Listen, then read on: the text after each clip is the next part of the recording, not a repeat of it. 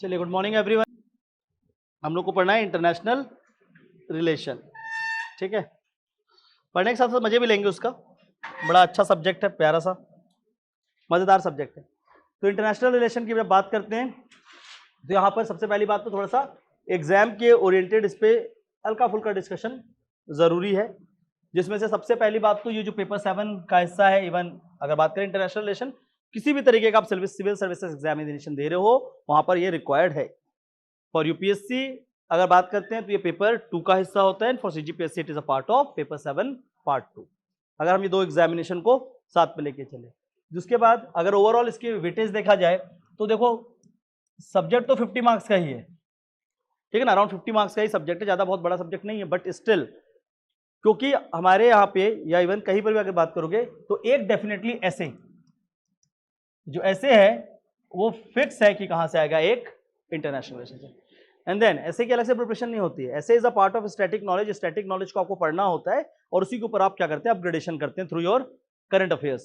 सो before starting और reading any kind of current affairs, if you understand the basic concept, then only you will be familiar with all sort of things regarding a particular topic.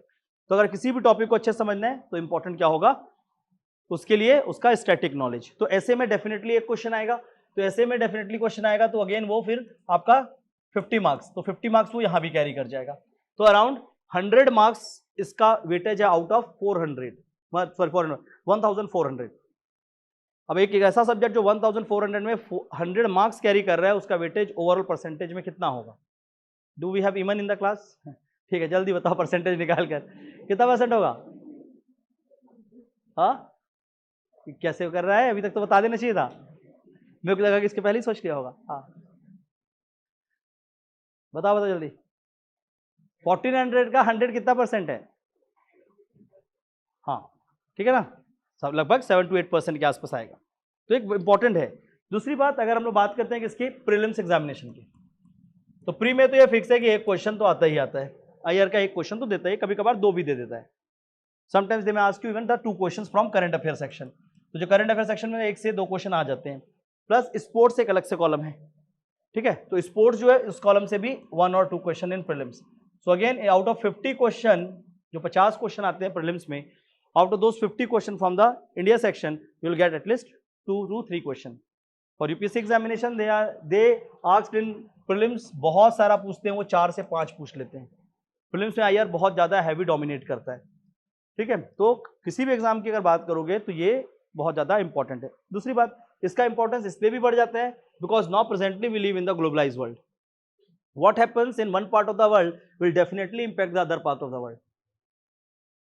For example, present trade wars, the trade war which is between the China and USA, it's now affecting all the nations of the world. दुनिया में जितने भी countries हैं सबको उसका effect मिल रहा है, ठीक है ना। तो कहीं ना कहीं तो अगर वर्ल्ड, क्योंकि एक ग्लोबलाइज्ड है, we live in a globalized and a civilized world, so world के किसी भी एस्पेक्ट में कोई भी चेंजेस होगा, definitely that change will reflect into our own scenario, ठीक है। तो अल्टीमेटली ये दोनों पेपर जो सब्जेक्ट्स हैं, दीज आर इंपॉर्टेंट।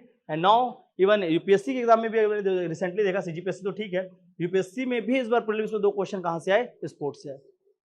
तो ultimately sports is very important aspect, और इसलिए भी स्पोर्ट्स को अब रिकॉग्निशन मिल रहा है क्योंकि इंडिया में देयर इज एन छोटा सा स्लोगन था कि खेलोगे कूदोगे बनोगे खराब, और पढ़ोगे लिखोगे बनोगे नवाब। अब इस चीज को ब्रेक किया जा रहा है, अब इसलिए भी ब्रेक किया जा रहा है कि खेलना भी उतना ही इंपॉर्टेंट है जितना पढ़ना है। And then we have the program called fit India movement, then we have the program called Khelo India कार्यक्रम। सो अलग अलग बहुत सारे प्रोग्राम से स्टार्ट हुआ। How many of you know about the Fit India scheme? Fit India? What is it? You don't know? Then how you know? How many of you know? तो हाथ उठा रहे हैं, क्या जानते हो? I don't know. ये तो ऊपर वाला ही बताएगा सर।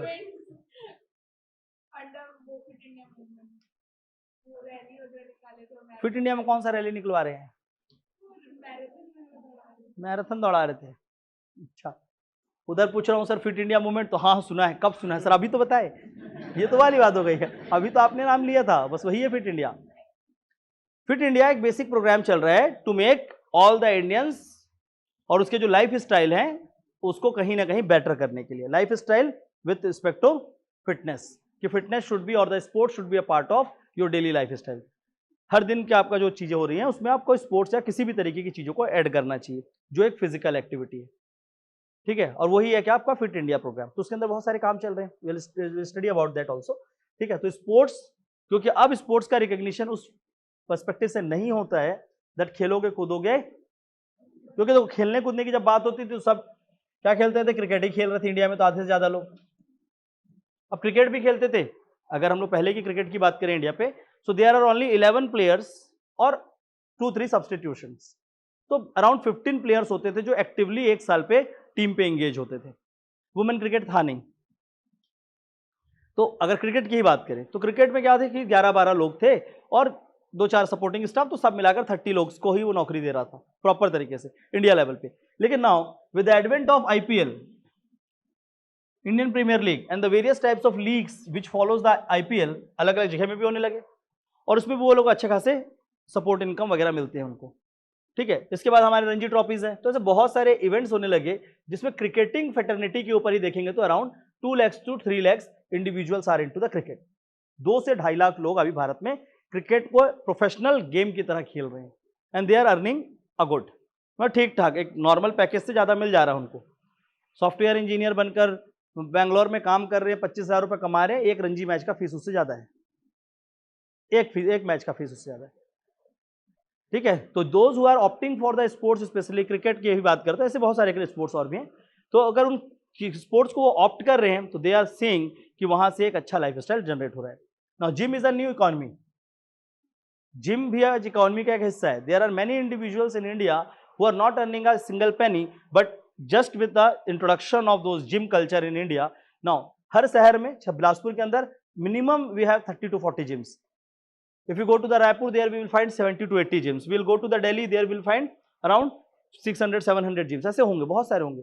तो उससे भी बहुत सारे लोगों को क्या मिला, इनकम भी मिला, इकोनॉमी भी मिली और लोगों को फिटनेस भी मिल रहा है।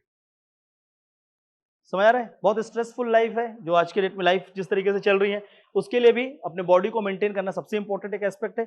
वो भी क्या कर रहा है, वो स्पोर्ट्स आपको दे सकता है। So not only just international, this sports is equally important.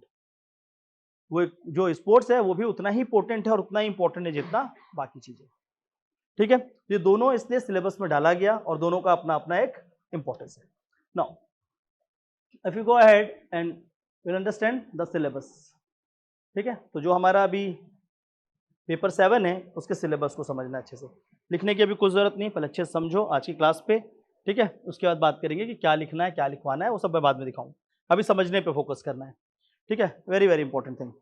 Now जब हम लोग बात करते हैं इंटरनेशनल रिलेशन एंड स्पोर्ट्स, तो इसके 2 कॉलम है, स्पोर्टिंग इवेंट्स और second one is international relation. Okay, sports में क्या क्या प्रिपेयर करना है, सबसे पहले तो जितने भी हमारे अलग अलग डिफरेंट गेम्स हैं, 7 to 8 games majorly. Last year there is a question from आपका चेस के कुछ मूव्स के नाम पूछे गए थे, ठीक है। तो चेस पिछले साल क्वेश्चन आया था। तो देयर आर डिफरेंट गेम्स, जो गेम्स को पढ़ना होगा। क्रिकेट से कई बार क्वेश्चन पूछा गया, write down the rules regarding no ball in the game of cricket, what is super over in the game of cricket, ठीक है, राइट अबाउट ग्रीन कार्ड और the yellow card in game of hockey and football. तो इस तरीके से बहुत सारे question आ रखे हैं। तो गेम्स और उस गेम से related rules, first thing. Second one is the sporting personalities, ठीक है ना। तो डिफरेंट स्पोर्टिंग पर्सनैलिटीज, खासकर उनको पूछते हैं जो रिटायर होते हैं या जो उस समय कुछ बड़े अवार्ड्स को जीतते हैं।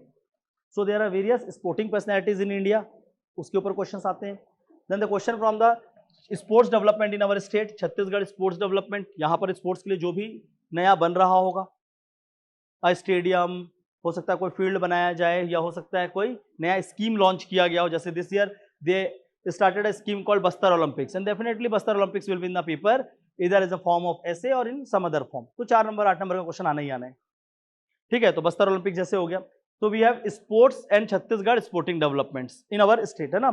उसके बाद आएगा क्या, sporting awards. So there are various types of awards given in the field of sports, right from the national awards called Major Dhyanchand Khel Ratna award to all kinds of award जो उसके नीचे आते हैं। तो all the type of sporting awards in the India and also in the world. World level के जो sporting awards है definitely वो एग्जाम में पूछे जाते हैं, कहां पर, प्रीलिम्स में। प्रीलिम्स में तो आते ही आते हैं इंटरनेशनल स्पोर्ट्स में जो मिलने वाले अवार्ड्स हैं, ठीक है। उसके बाद आता है present development, so we will look into some present development with respect to sports, कि स्पोर्ट्स के लिए जो भी गवर्नमेंट एफर्ट्स डाल रही होगी, जहां पर भी काम चल रहा होगा उसके बारे में बात करेंगे। जैसे इसी प्रेजेंट डेवलपमेंट में क्या था, बस्तर ओलंपिक्स, ठीक है। एक बार क्या आया था, Chhattisgarh Olympics, and Chhattisgarh Olympics जिस साल आया वो उस साल ऐसे का क्वेश्चन भी था, क्वेश्चन ऑफ ऐसे डायरेक्टली, ठीक है। लास्ट ईयर क्वेश्चन ऐसे में क्या आया, yoga in daily life, the use of yoga in daily life. अब योग क्या है, वो भी स्पोर्ट्स का एक पार्ट है, खेल का ये हिस्सा है, तो स्पोर्ट्स में क्या आया लास्ट ईयर, योग, तो डेफिनेटली हमें उसको पूरा कवर करना है। Now coming to the international, international के थोड़ा सा सिलेबस को समझना अच्छे से। इंटरनेशनल का जो सिलेबस है उसमें सबसे इंपॉर्टेंट है कि ये जो कंट्रीज है, सपोज करो this is one country and this is another country and there are many countries, ये कुछ कंट्रीज हैं, ये कंट्रीज आपस में जुड़ते कैसे हैं, how they make the relations. तो एक हो सकता है कि कुछ ऐसा बॉडी बनाया जाए जिसकी मेंबरशिप हर एक कंट्री के लिए ओपन हो, and which represent at least more than 30% of states which are present in the world, मतलब आधे से ज्यादा कंट्री को रिप्रेजेंट करे। तो ऐसा कोई बॉडी बनाया गया जो मेनली वर्ल्ड मोटिव से काम करेगा, उसका मोटिव जो होगा, उसका एम जो होगा, उसका फोकस होगा, वो पूरे वर्ल्ड के रिस्पेक्ट में होगा। मतलब उनमें जो स्टेटेड चीजें होंगी, जैसे कि united nation, we want to bring the peace in the entire world, पूरे दुनिया में उनको शांति लानी है। तो जो एक वर्ल्ड मोटिव से काम करेंगे, दुनिया के बारे में बात करेंगे, इंटरनेशनल सोलर अलायंस, तो वहां पर इंटरनेशनल सोलर अलायंस ने क्या बोला कि we want the use of solar energy for the benefit of entire humanity. तो कुछ ऐसे जब कोई रिलेशंस बना रहे हैं जहां पर मेनली वर्ल्ड पर्सपेक्टिव से पूरे दुनिया को उस पर्टिकुलर चीज में बेहतर करने के लिए बनाया जाता है, तो उसके लिए एक क्या बनती है, बॉडीज बनती हैं, that are called as international associations और द ऑर्गेनाइजेशन, जो इंटरनेशनल होते हैं। फिर इसके बाद जब हम लोग बात करेंगे तो वैसे ही एक बॉडी बनती है जिसको बोलते हैं मल्टीलेटरल फोरम्स या मल्टीलेटरल बॉडी। एक होते हैं इंटरनेशनल जिसमें कोई भी कंट्री जुड़ सकता है, इसके क्या होते हैं मल्टीलेटरल, ये क्या होते हैं जब कुछ कंट्रीज आपस में मिलकर, मोर देन 2 कंट्रीज, 2 कंट्री मिले तो बाइलेटरल हो गया, तो मोर देन 2 कंट्रीज जब आपस में क्या कर रहे हैं, जुड़कर कोई एक छोटा ऑर्गेनाइजेशन या बॉडी बना रहे हैं, उसको क्या बोलते हैं मल्टीलेटरल। फिर जब 2 ही कंट्री आपस में इंगेज करेंगे, that is called as bilateral. तो we can make international bodies, the unilateral bodies, the multilateral bodies and bilateral bodies, ये हो सकता है। तो इस तरीके से क्या है सिलेबस बना हुआ है। तो इंटरनेशनल ऑर्गेनाइजेशन में सबसे पहले तो क्या है, ये जो दिख रहे हैं ये क्या है इंटरनेशनल्स, जैसे कि क्या है united nation and its agencies, G20, G7, G4, NATO, NSG, IAEA and there are many, मैंने कुछ के नाम मेंशन किए, पढ़ाते समय सबको कराऊंगा, ठीक है। So this agencies are international agency, their membership is open for every nation, जो चाहे उसमें जुड़ सकता है। उसके बाद कुछ कंट्रीज ऐसे हैं जिन्होंने अपने स्पेसिफिक रीजन को देखते हुए, अपने रीजनल ज्योग्राफी को समझते हुए या अपने देशों को समझ के आसपास कौन कौन है, हमारे पास क्या बेहतर है, हमारे रिसोर्सेज कैसे, हमारी जरूरतें कैसी हैं, by considering all the facts right from the economy, political, social and other needs or the cultural needs of their people and the entire region, they make a singular group, क्योंकि वो उनका ये कहना है कि we are connected with each other through either through the political scenario, we will connected through either geography, ठीक है, हम किसी भी तरीके से आपस में क्या है जुड़े हुए हैं। So they make a separate grouping called as regional grouping, ये किसी एक स्पेसिफिक रीजन के लिए होगा। For example we have a regional grouping called ASEAN, ASEAN is for the Southeast Asia. We have a regional grouping called SAARC. It is for South Asia. We have a regional grouping called BIMSTEC for South Asia. तो अलग अलग जगह के लिए अलग अलग grouping है। अभी सिर्फ सिलेबस समझा रहा हूँ ना, पढ़ा नहीं रहा हूँ, अभी सिर्फ समझा रहा हूँ कि क्या क्या चीजें हैं। तो एक होगा आपका इंटरनेशनल, जो बड़े एजेंसीज होंगे, उसके छोटे एजेंसीज में क्या होंगे रीजनल ऑर्गेनाइजेशंस होंगे, ठीक है। इसके साथ एक और यहाँ पर मेंशन नहीं है, यहाँ मेंशन कर देता हूँ, जिसको बोलते हैं international financial institution, international financial institution, ठीक है। जैसे कि क्या है वर्ल्ड बैंक, वो जो कि वर्ल्ड के डेवलपमेंट के लिए फंड प्रोवाइड करते हैं और वो वर्ल्ड के किसी भी कंट्री को पैसे देते हैं, और कि पैसे लोगों को से ज्यादा वो स्टेट को देते हैं, मतलब किसी कंट्री को देते हैं डायरेक्टली, तो उसको क्या बोलते हैं इंटरनेशनल फाइनेंशियल इंस्टीट्यूशन।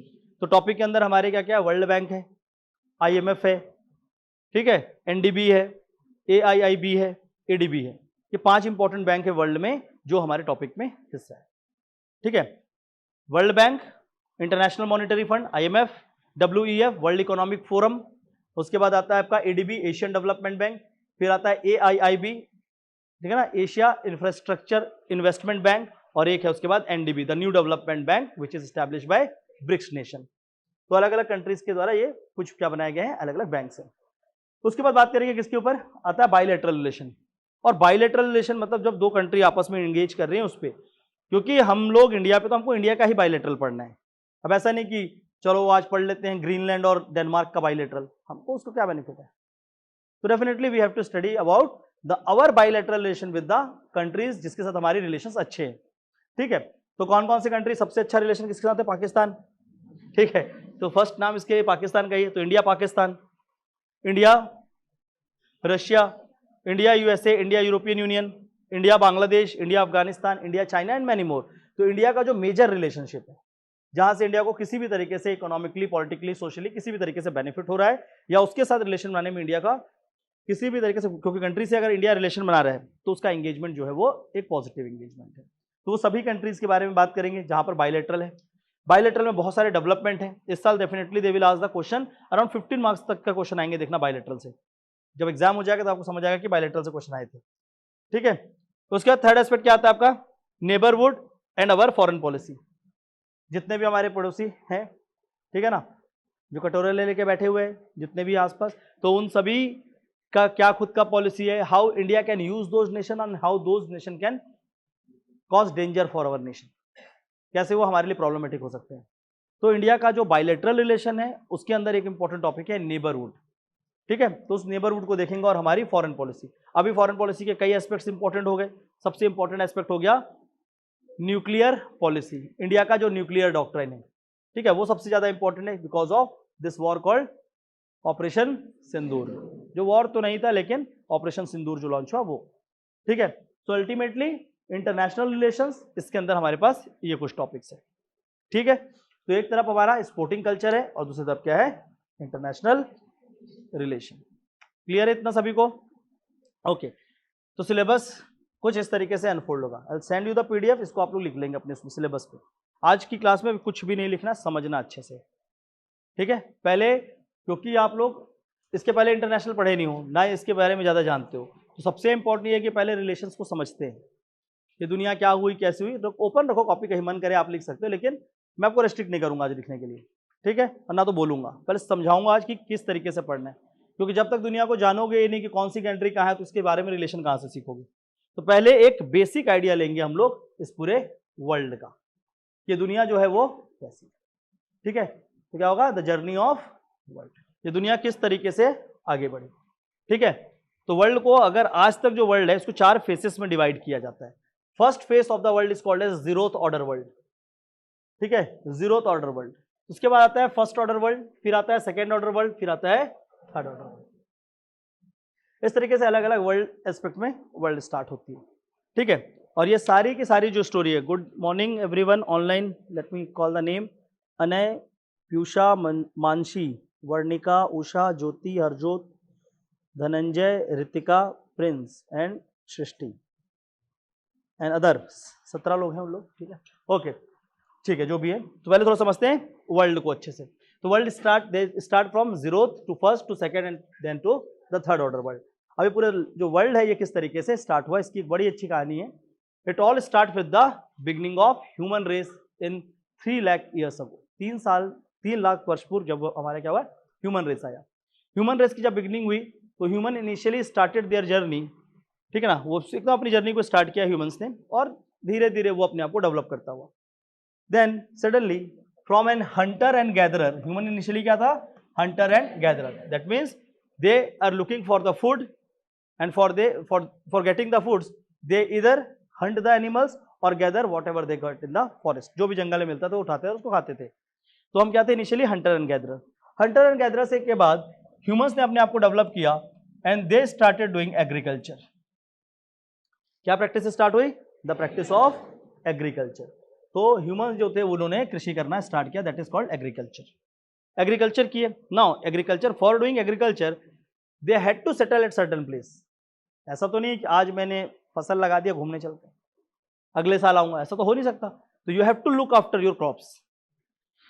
तो क्रॉप्स को अगर देखना है तो आपको क्या करना होगा, वहां पे रुकना पड़ेगा।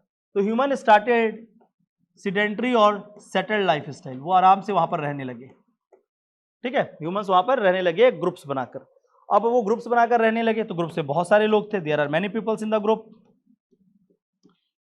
तो उन्होंने देखा कि भाई एग्रीकल्चर जब हम कर रहे हैं तो इतने सारे लोग हैं, अब सबको दिन भर तो कुछ करना नहीं है, तो क्या किया जाए, let divide the work among themself. तो लोगों ने क्या किया, इनके बीचों में काम बांट दिया कि कुछ काम आप करो, कुछ हम करते हैं, कुछ आप करो। तो कहीं ना कहीं क्या हुआ कि वो जो लिखित कहीं पर भी नहीं था, it is not written anywhere, but orally they have accepted that I will perform this work, they will perform that work.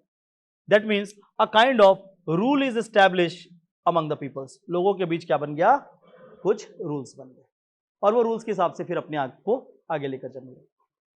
Clear है? इसके बाद की बात करते हैं। तो यहां पर क्या हुआ, एग्रीकल्चर। एग्रीकल्चर के बाद फिर वर्ल्ड आगे बढ़ी। अब ये जो लोग आपस में रहने लगे थे, now they get the taste of things कि हाँ अभी हमें खाने के लिए नहीं सोचना है, we don't have to think too much about the food because now we are growing. अब as a growing community what we can do the next, अब आगे क्या कर सकते हैं, to cultivate more, and for that we need more areas. और ज्यादा production करना है तो हमें और ज्यादा एरिया चाहिए। तो इन्होंने क्या किया, now they started doing expansion,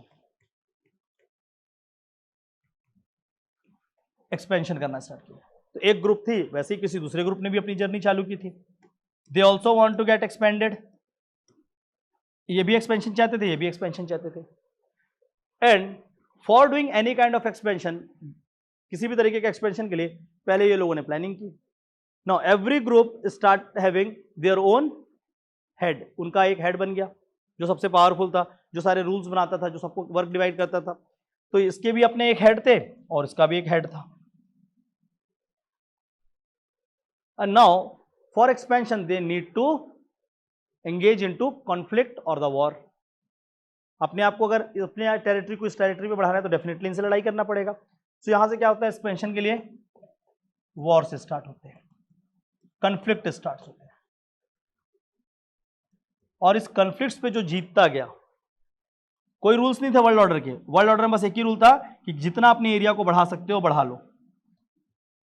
एक ही रूल था वर्ल्ड ऑर्डर का, क्या कि अपने एरिया को जितना आपको बढ़ाना है आप उतना अपने एरिया को बढ़ाते चलो।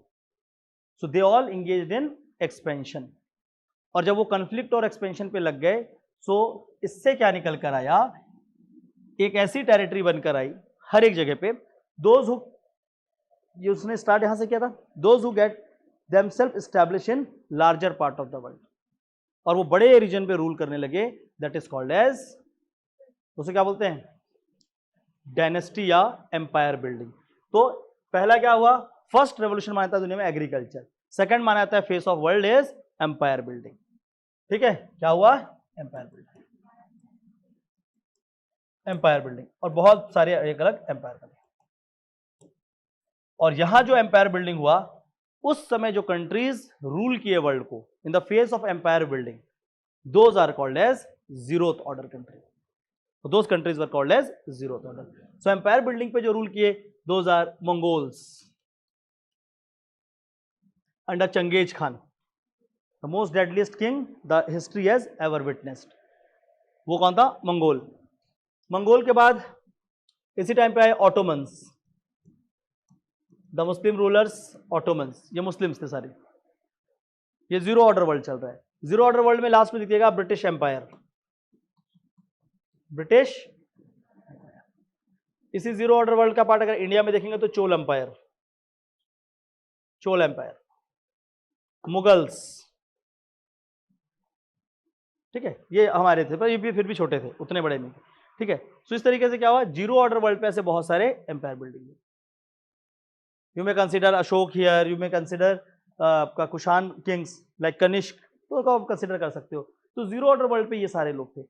अब जीरो ऑर्डर वर्ल्ड जो था दुनिया, जो पहले की स्टार्टिंग वर्ल्ड थी, यहां पर रिलेशंस कैसे थे, यहां पर कंट्री के आपस के रिलेशन कैसे थे, बहुत फ्रेंडली नहीं थे।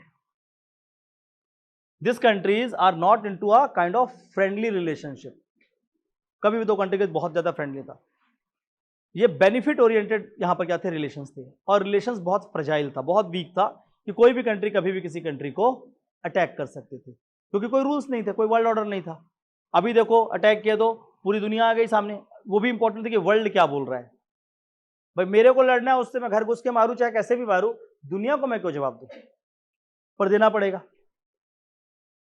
देना पड़ेगा ना।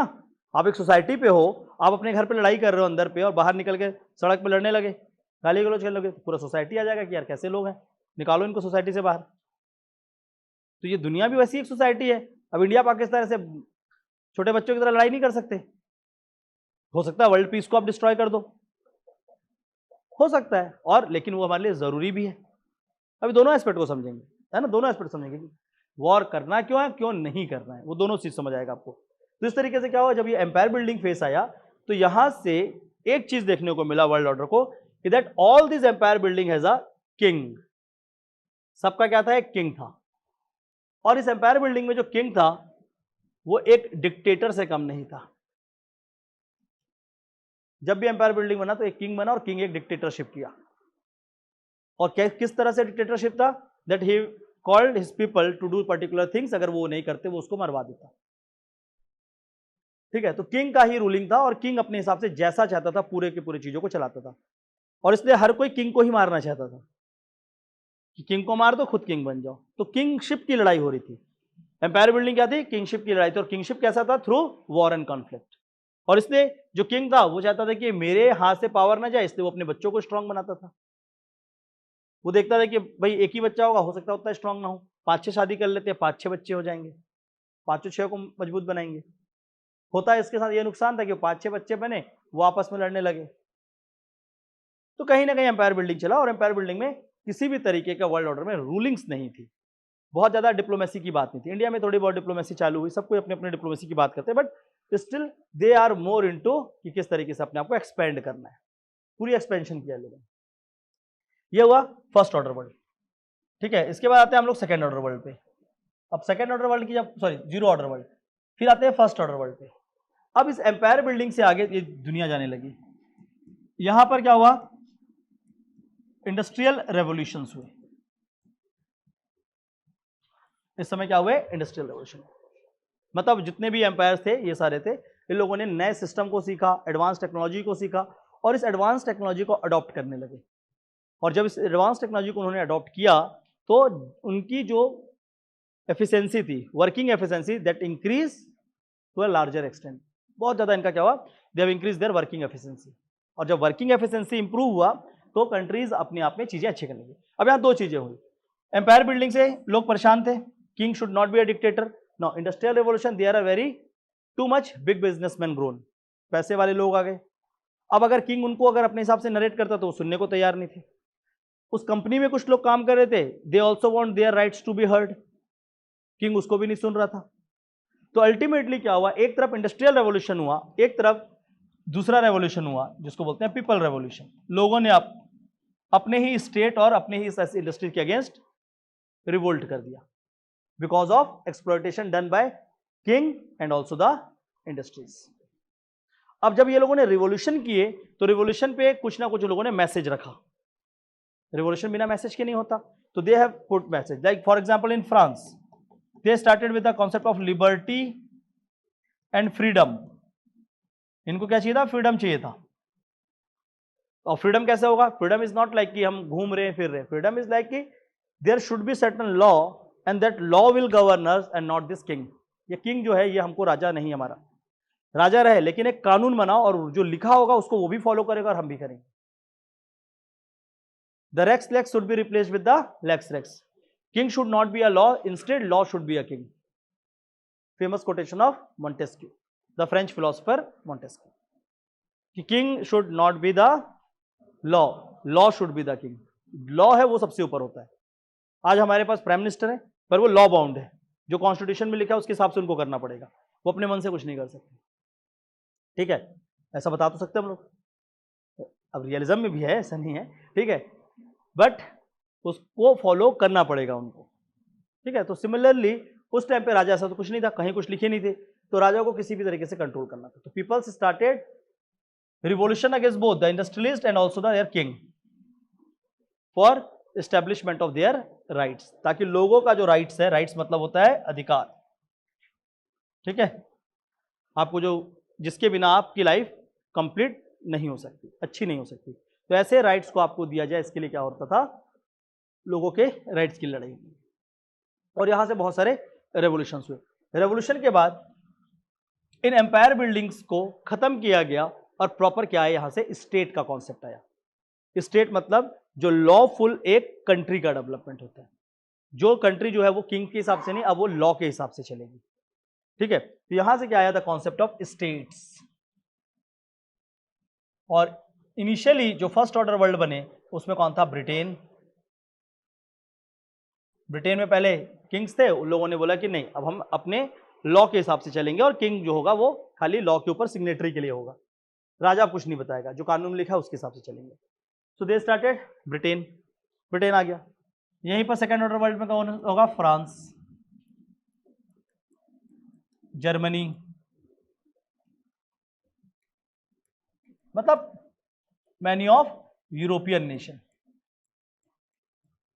यहां पर किसका डेवलपमेंट हुआ, यूरोप का। क्यों हुआ, क्योंकि यूरोप के पास बहुत सारा पैसा था। यूरोप के पास पैसे थे, उन लोगों ने इंडस्ट्रियल रेवोल्यूशन किया था, जिसके कारण उनको बेनिफिट मिला, और उससे फिर उन लोगों ने अपने आप को एक मॉडर्न सिस्टम के ऊपर लाने लगे, क्योंकि उनको पता था कि इंडस्ट्रियल रेवोल्यूशन के लिए बहुत सारे लोग आए, उनको भी बेनिफिट्स चाहिए। जो लोग हैं वो भी काम कर रहे हैं, उनके हाथ में भी पैसा है, तो वो कहीं भी जा सकते हैं। तो overall everybody want their chunk of और देयर शेयर ऑफ बेनिफिट्स, और उसके लिए क्या करना होगा, राइट्स दे दो और सबके बेनिफिट सबको इंश्योर कर दो। सो फर्स्ट ऑर्डर वर्ल्ड बना यहां से, those are called as the states. और फर्स्ट ऑर्डर वर्ल्ड में Britain, Germany, France, European unions, ये सारे, यूरोपियन नॉट यूनियन, यूरोप, ये सारे कंट्रीज का क्या हुआ, डेवलपमेंट होना स्टार्ट। फिर फर्स्ट ऑर्डर वर्ल्ड का सेकंड क्वार्टर, या इसको सेकंड वर्ल्ड बोल सकते हैं, या बोल सकते हैं second quarter of first order world.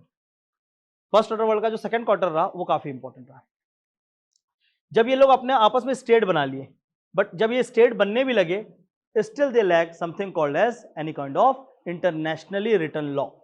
आपस में इन कंट्री के बीच में लॉ नहीं था, अपने अपने लोगों को उन्होंने दे दिया था राइट्स, पर आपस में जो रिलेशन होगा वो कैसा होगा, इसके ऊपर कोई लॉ नहीं बने थे। दूसरी बात, इंडस्ट्रियल रेवोल्यूशन आगे बढ़ रहा था। इनके कंट्रीज में जितने रॉ मटेरियल्स थे वो रॉ मटेरियल लगभग खत्म हो रहे थे। Around 100 years they exploited their raw materials, now they need the new raw material center। Industrial revolution को फीड करने के लिए चाहिए थे इनको रॉ मटेरियल सेंटर्स। इंडस्ट्रीज को क्या चाहिए होते हैं, रॉ मटेरियल, और उसी रॉ मटेरियल इंडस्ट्रीज क्या करेगा, कोई नया प्रोडक्ट बनाएगा, तो definitely they required the new raw material centres. उसके बाद जो भी ये प्रोडक्ट बनाएंगे उस प्रोडक्ट को ये क्या करना चाहते थे, बेचना चाहते थे। They want to sell their product, तो सेलिंग पॉइंट्स चाहिए था, that is called as market. तो under the state what they try to do, they start infusing their power or their money power and also their military might into for this two things, for establishment of market centers and raw material centers। इसके लिए उन्होंने क्या किया, अपने power को use करने लगे, चाहे वो मिलिट्री था चाहे इकोनॉमी था, and they started something called as imperialism. Imperialism मतलब कि expansion of their territory at the cost of others, अपने टेरिटरी को एक्सपेंड करना है for the economic benefit. Imperialism में क्या किया जाता है, ट्रेड की पॉलिसी को चेंज किया जाता है, एक्सपोर्ट को बढ़ाने के लिए, इंपोर्ट को कम करने के लिए, और सही तरीके के ट्रेडिंग राइट्स को इंश्योर करने के लिए। ठीक है, आप ही को बोल रहा हूं, क्या हो रहा है ये आपको पता है, बाकी लोग को नहीं पता है, हम दोनों के बीच ही बात खत्म हो जाए, अच्छा है, थोड़ा सा ध्यान से। हाँ, ओके, बाकी लोग के बीच में नहीं ले जा रहा हूँ, थोड़ा सा आप ध्यान रखो। ओके, तो क्या है, एक रॉ मटेरियल सेंटर्स बने और दूसरी तरफ क्या था, मार्केट। तो ये लोगों ने क्या किया, अपने पावर को यहां पर इन्फ्यूज करने लगे, चाहे इकोनॉमी के टर्म पे देखा जाए, चाहे उसको मॉनेटरी किसी भी टर्म पे देखा जाए। ठीक है, तो ये स्टार्ट हुआ सेकेंड ऑर्डर वर्ल्ड पे। अब यहां जो सेकेंड ऑर्डर वर्ल्ड पे जब इन लोगों ने ये चीज चालू किया, तो इसके कारण क्या हुआ, बहुत सारे छोटी छोटी कंट्रीज थी। ठीक है, इसको क्लीन करता हूं, समझते हैं। तो बहुत सारी कंट्रीज थी छोटी छोटी। अब यहां पर कुछ ये लोग बड़े कंट्रीज थे, व्हाट दे ट्राइड कि इस कंट्री पे अपना अपना इन्फ्लुएंस डालें और इसको अपने अंदर कंट्रोल करें। ये भी पहुंच गया कि नहीं, हम भी अपना रॉ मटेरियल सेंटर इसी को बनाएंगे। नो, इस छोटे से कंट्री में अगर दोनों कंट्री अपने राइट्स को लाना चाहेंगे तो दोनों में डेफिनेटली क्या होगा, इन दोनों में यहां कॉन्फ्लिक्ट हो रहा होगा। उस कॉन्फ्लिक्ट को कम करने के लिए वो यहां भी लड़ रहे होंगे, और इस तरीके से क्या हुआ, वो आपस में लड़ने लगे। तो फ्रांस लड़ने लगा किससे? ब्रिटेन से। ब्रिटेन लड़ने लगा जर्मनी से। जर्मनी लड़ने लगा फ्रांस से। And this all European nation started to fight against each other, and this fight initially started with the engagement between the two nations and finally culminated into something called as world wars. एक बड़े Wars पे चला गया। इसके बाद यहीं से क्या हो गया आगे चलकर? World war. वर्ल्ड वॉर 1 हुआ, बाद में वर्ल्ड वॉर। तो बहुत शॉर्ट में दुनिया की कहानी बता रहा हूं आपको, इसके लिए पूरा वर्ल्ड हिस्ट्री पढ़ना पड़ता नहीं तो, ठीक है। मैं बहुत शॉर्ट में आपको वहां पर तक पहुंचा रहा हूं जहां तक हमें पहुंचना है। तो क्या हुआ? 2 वॉर्स हुए, world war 1 and world war 2। World war 1 जब फिनिश हुआ, ठीक है, नहीं ईयर नहीं पूछ रहा हूं मैं, बोल रहा जब वर्ल्ड वॉर फिनिश हुआ तो यहां पर क्या हुआ? Treaty of Versailles. यहां पर एक ट्रीटी हुई जिसको बोलते हैं ट्रीटी ऑफ वर्सेलिस। वर्सेलिस की ट्रीटी में यह देखा गया कि वर्ल्ड वॉर में जर्मनी को पूरा ब्लेम किया गया कि जर्मनी के कारण ये वॉर हुआ and Germany should pay the war cost. War का जितना भी खर्च हुआ है वो सारा जर्मनी के ऊपर आया, ठीक है। ट्रीटी ऑफ वर्सेलिस, जर्मनी को पनिशमेंट दी गई। इस वर्ल्ड वॉर के टाइम पे फंडिंग कर रहे थे बहुत सारे कंट्री, यूरोपियन ताकत लड़ रहे थे। अमेरिका जो था, अमेरिका इनको फंडिंग करता था और साथ में सप्लायर्स था वो उनका। अमेरिका इस समय तक वॉर नहीं लड़ रहा था, बस वो बनाता था और सबको बेच रहा था। और यहां पर क्या हुआ? ये वर्ल्ड वॉर हुआ, जर्मनी वॉर हार गई। जर्मनी वॉर हारी, इसके बाद ये रहा कि अब जर्मनी को यहां से आगे कैसे चलना है। तो जर्मनी ने इनिशियली कुछ सालों तक वॉर कॉस्ट पे किया, 90 ईयर्स का उसके ऊपर वॉर चार्ज था। Then out of nowhere comes a little man called as Adolf Hitler. He with just one speech and the few words had changed the entire course of Germany. He come stand tall, though he is smaller. ठीक है, he come stand tall and said, the 90 years of slavery has been infused to my nation, which will be definitely a harm to all the Germans. To all the people of Germany, I ensure you the freedom, I ensure you the victory. I ensure you the German died and its flag will rise again. Just come together. Let's fight. Let's make our Germany great again. And for that, the 90 years of slavery has to be denounced. The supremacy of Germany has to be realized. And I, Hitler, ensure you that the German will grow and shine like nowhere in the world. तो बोले बाप, इसी की जरूरत थी, यही आदमी चाहिए था हमें। अगर ये मिल जाता पहले तो हम वॉर नहीं हारे होते। सब खड़े हो गए उसके पीछे, बोले ठीक है बता करना क्या है। बोले कि ठीक है हम लड़ाई करेंगे, ठीक है हम लड़ाई करेंगे। एडोल्फ हिटलर आया यहाँ पर। अब नाउ हिटलर ने फिर प्लान बनाई और हिटलर के प्लान से स्टार्ट हुआ वर्ल्ड वॉर 2 स्टार्ट हुआ। ये वर्ल्ड वॉर बड़ा प्यारा था, मारे तो बहुत सारे लोग गए पर ये वॉर बहुत प्यारा था। अब इस वॉर पे कुछ मेजर नेशंस ने गेम खेला। अब यूरोपियन नेशन आपस में लड़ रहे हैं, जहां पर जर्मनी क्या कर रहा है? पूरे यूरोप को जीतने का कोशिश कर रहा है। तो यूरोपियन नेशन आपस में एलाई बना लेते हैं, दोस्ती कर लेते हैं। जर्मनी का 1-2 कंट्री साथ देते हैं, इसमें से इटली एक कंट्री था, इटली था, टर्की था, ऐसे कुछ कंट्रीज थे। जापान दूर में बैठा तो वो हेल्प कर रहा था, ठीक है। तो जर्मनी के साथ कुछ थे। अब ये कंट्रीज जो थे ये लोग मिलकर जर्मनी के अगेंस्ट, पर हिटलर ने बहुत अच्छे प्लान्स बनाए थे, ठीक है ना। अब हिटलर प्लान बना के अमेरिका से बोला कि वेपन सप्लाई करो। अमेरिका बोला कि देखो सामने नहीं पीठ पीछे दूंगा। बोले ठीक है जैसे देना है दे दो बस वेपन्स। ब्रिटेन वाले क्या बोले वेपन दो, अमेरिका बोला हाँ तुमको भी देंगे, फ्रांस को भी, वो सबको वेपन दिया और वो चुपचाप बैठा था। अमेरिका एक तरफ अकेला बैठा है और सबको हथियार दे रहा है, लड़ो मैं देखूंगा कौन अच्छा मारता है ना।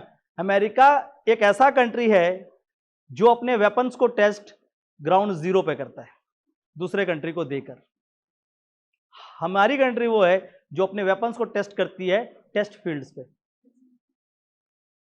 ये तो सच्चाई है दुनिया की। अमेरिका उतना अपने आप को पावरफुल बना के रखा हुआ है, वो दुनिया को देता है सीधा हथियार, लो देखो वो वाला नहीं फूटा कोई बात नहीं, नया वर्जन लाएंगे, हमारे लोग मारेंगे कोई बात नहीं, उनको क्या करना है, उनको तो हथियार बेचना है। चाइना देखो पाकिस्तान को क्या क्या दे दिया था अभी, ठीक है एक भी नहीं फटा उनका, ठीक है चाइना का एक भी नहीं फटा, सॉरी मतलब ये पाकिस्तान का एक भी हथियार नहीं फटा जो चाइना से आया था।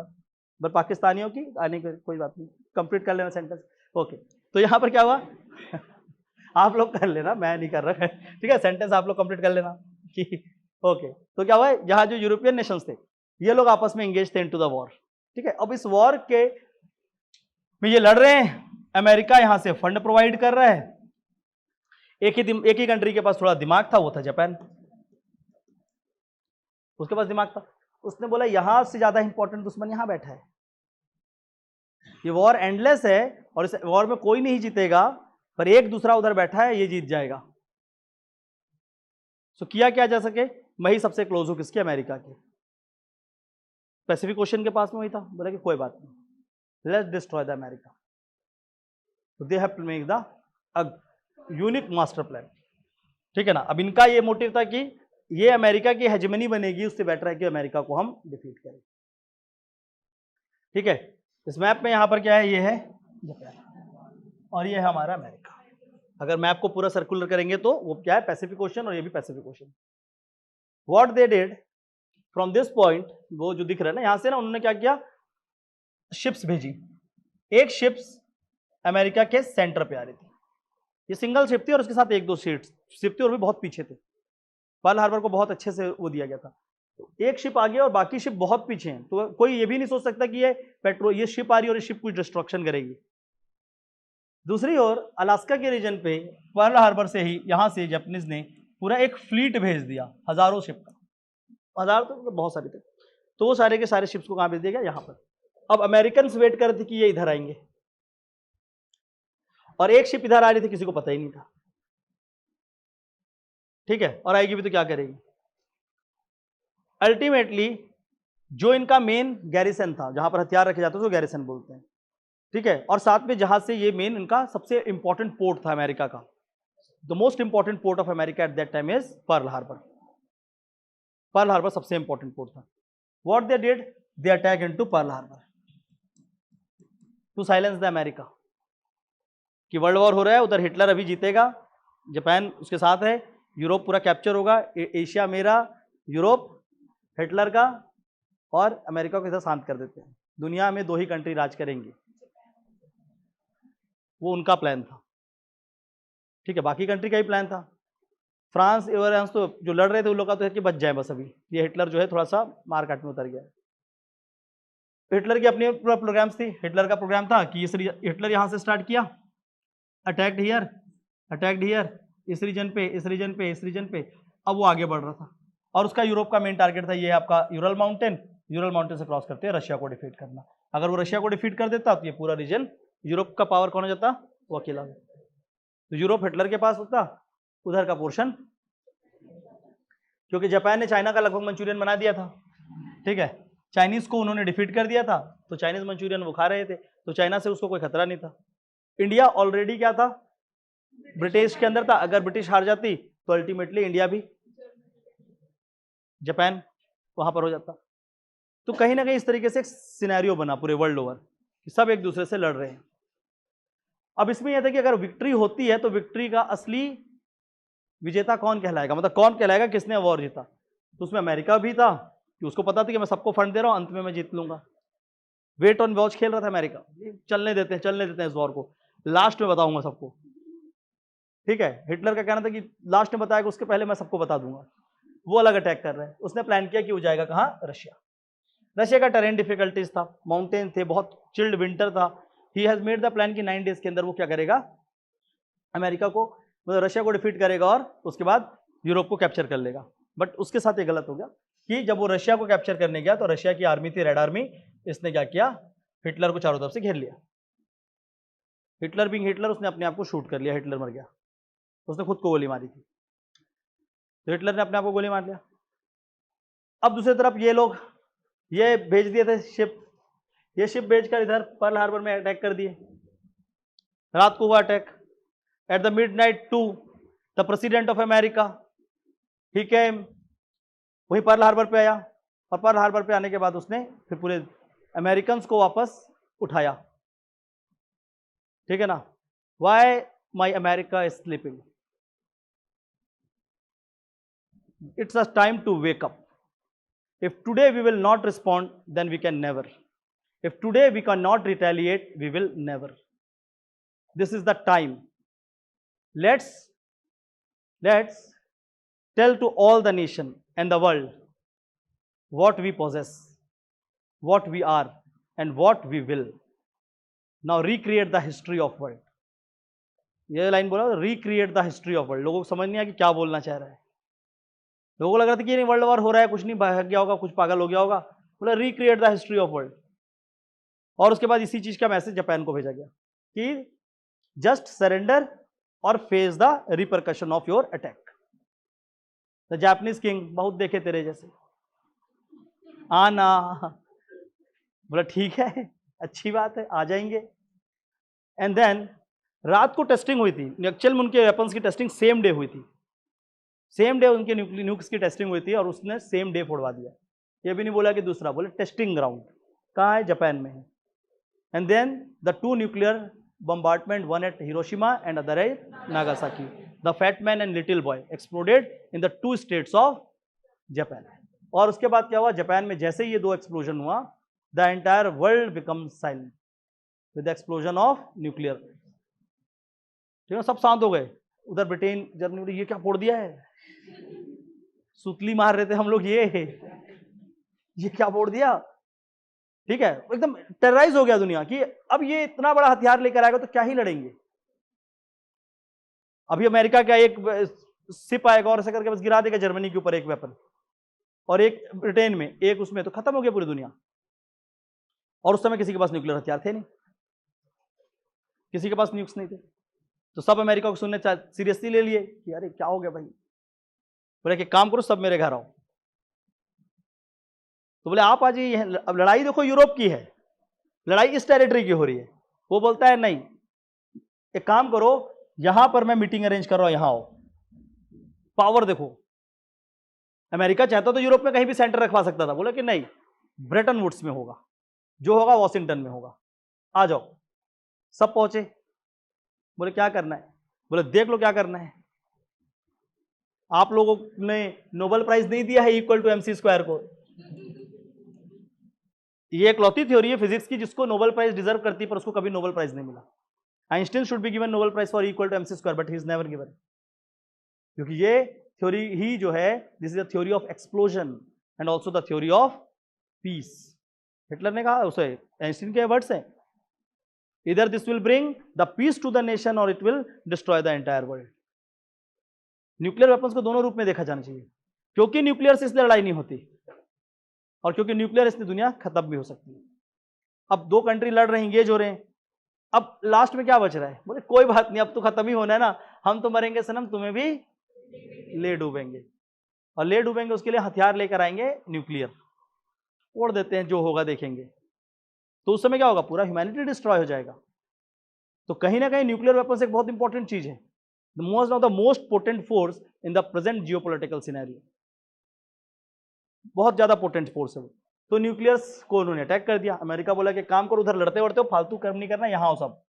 सब यहाँ पहुंचे. बताइए मालिक क्या हुआ, मालिक बन चुका थे. रशिया बोला कि कहां जा रहे हो, जिताया मैं हूं, उसके पीछे कहां जा रहे हो. रशिया अल्टीमेटली तो उसको रहा है ना, रशिया को प्रॉब्लम हो गया. बोले जब वॉर मैं हिटलर को मारा, हिटलर हमारे कारण मारा, हमने कैप्चर किया, तो ये अमेरिका वॉर जिताया कैसे समझ रहे हैं. जापान को तो कुछ बोलना ही नहीं. उसके बाद जापान तो शांत खड़ा था, मैं कुछ नहीं बोलूंगा, तीसरा ना गिर जाए. ठीक है, जापान तो एकदम शांत हो गया था. ठीक है, अब करें तो करें क्या, सब कंट्री यहां आए. अमेरिका ने बोला कि काम करो, पीस लाएंगे वर्ल्ड में, विश्व शांति करेंगे.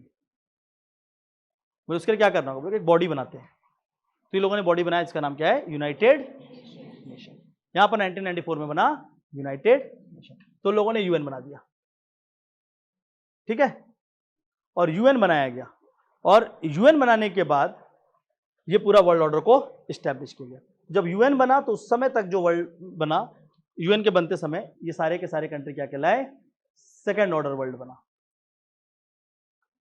ठीक है, तो first order world, second, zeroth order clear है, the empires. Second order world, Europeans. Second order world, USA, Japan, Russia, ये कंट्रीज है। और जो भी कंट्री यहाँ पर आती है सब अपने मैसेज लेकर आए। फ्रांस आया लिबर्टी लेकर आया, रशिया आया उसने क्या लाया, सोशलिज्म, सोशलिज्म मेनली, ठीक है। अमेरिका कैपिटलिस्ट, सबसे बड़ा कैपिटलिस्ट। उसके बाद जापान सब चीज़ों को मिला लिया। पहले जापान अलग था, पहले वो कैपिटलिस्ट सोशलिस्ट नहीं था, पहले वो डिक्टेटर था। फिर जापान बोला कि नहीं, हमको ही सबसे बड़ा नुकसान हुआ। ये लड़ाई चालू हुई थी जर्मनी में, हमला किया था जर्मनी ने ऑस्ट्रिया पे, ऑस्ट्रिया को कुछ नहीं मिला, उसको कुछ नहीं हुआ, जर्मनी को कुछ नहीं हुआ, बम गिर गया हमारे ऊपर। इसलिए दूसरे की लड़ाई में नहीं तो खुद पिटे जाओगे। और बहुत मारते हैं, तीसरे को तो ज्यादा मारते हैं कि तू काहे बीच में आ रहा है। इससे जब दो लोग लड़ रहे होते लड़ने दो, शांत से इधर खड़े होकर स्पेक्टेटर बन के वॉच करो, अनटिल और अनलेस आप सबसे पावरफुल ना। अगर आप सबसे पावरफुल हो फिर जाके आप शांत करो, लेकिन अगर आप सबसे पावरफुल हो शांति से सीधा खड़े रहो कोने में, ठीक है। नहीं तो बहुत पीटे जाओगे, जैसे कौन पीटा गया, जापान, ठीक है। तो वही हुआ जापान के साथ। अब ये हुआ सेकंड ऑर्डर। अब जब ये चीजें स्टैब्लिश हुई तो ये देखने को मिला, अब यहां से एक रूल आया, रूल ऑर्डर आया कि भाई आप लोग जो हो बहुत सारे कंट्रीज के ऊपर इंपेरियलिज्म किए, उसको अपना मार्केट बना रहे थे या सेंटर बना रहे थे और उनको अपना गुलाम बना लिए, फ्रीडम नहीं दिया। इंडिया था उसमें से एक, चाइना था, ऐसे बहुत सारे कंट्रीज थे। तो ये जो छोटे छोटे कंट्रीज हैं इन सबको आपने क्या कर रखा है, अपना स्टेट बना के रखा है। क्लियर हो रहा है? तो इनको आपको क्या करना पड़ेगा, इंडिपेंडेंट करना पड़ेगा। ये बात यहां उठी। अमेरिका बोला कि सबको इंडिपेंडेंस दिलवाओ, कुछ भी हो, ये सब चीज नहीं चलेगा, ठीक है। बोले इंडिपेंडेंस दिलाने से क्या होगा, क्योंकि उसको ही पता था कि पहले मैं इंडिपेंडेंस दिलाऊंगा फिर मैं गुलाम बनाऊंगा। समझ आ रहा है? तो रशिया बोला हाँ दिलाओ दिलाओ, क्योंकि रशिया को कहता है कि अब मेरे साथ भी लोग जुड़ेंगे, आसपास मैं भी देख लूंगा। उसकी पावर पकड़ अच्छी थी, वो भी वॉर जीता था, ठीक है। अब टेबल कुछ ऐसा बना हुआ था, ऐसे टेबल लगाए थे बढ़िया, वॉशिंगटन डीसी का टेबल है ये। यहाँ पर यूएस का प्रेसिडेंट बैठा हुआ है, यहाँ रशिया का प्रेसिडेंट बैठा हुआ है, यहाँ बाकी कंट्री के बैठे हुए हैं। इसको कुछ बोलना है तो वो इधर बोल रहा है, वो इसको बता रहा है, इसको बता रहा है, इसको बोल रहा है, इसको बोल रहा है, इसको बोल रहा है, इसको भी ऐसा। मतलब सब कंट्री एक दूसरे से बात कर रहे हैं, बस ये दोनों नहीं कर रहे हैं। क्योंकि रशिया वो देख रहा है, वो बोल रहा है मैं जीता हूँ वॉर, वो देख रहा है बोल रहा है, ये बोलता है मैं जीता हूँ वॉर। वॉर ग्राउंड पे जो आया ही नहीं वो बोल रहा है मैं वॉर जिताया हूँ, और दूसरा बोल रहा है कि मैं वॉर ग्राउंड पे था और मेरे को कोई क्रेडिट नहीं मिल रहा है। तो दोनों एकदम शांत थे, ठीक है ना। तो अब इसको कुछ बोलना है तो इसको बोल रहा है जाके अमेरिका को बता दे। अमेरिका इधर से बोला तू रशिया को बोल दे। तो मम्मी पापा वाला होता नहीं घर पे, बता देना जाके, बस वही वाला चल रहा था इन लोगों का, मियाँ बीवी वाली लड़ाई लड़ते थे लोग। अब ये दोनों के बीच क्या हो गया, एक तरह का वॉर स्टार्ट हो गया। That war is called as cold war. Direct engagement नहीं होगा, हार्ड वॉर नहीं होगा, कोल्ड वॉर। तो दोनों कंट्री किस पे लग गए, यहां से कोल्ड वॉर पे। और कोल्ड वॉर चालू करने से पहले दोनों एग्री कर गए कि ऐसे कंट्रीज को इंडिपेंडेंस किया जाए। तो बहुत सारी कंट्रीज अगले 10-15 सालों में वो हुआ, इंडिपेंडेंस मिला, अराउंड 60 कंट्रीज को मिला था। पर जैसे ही ये सब बातें उठी कि इंडिपेंडेंट दिया जाएगा, तो ब्रिटेन हुआ, फ्रांस हुआ, इनको सबको बोला गया कि आप अपने आप को छोटा करो, चलो निकालो सब चीजें बाहर। तो ये छोटी छोटी कंट्रीज अपने मार्केट को हटाने लगी। इसी कोल्ड वॉर के अंदर अब इन दोनों ने गेम खेलना चालू किया, यूएसए और, सबको पावरफुल बनना है।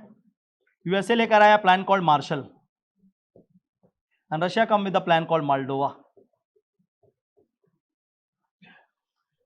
यूएसए ने कहा सभी कंट्रीज को जो भी छोटे मोटे निकले बाहर कि don't bother, I am with you, ठीक है ना।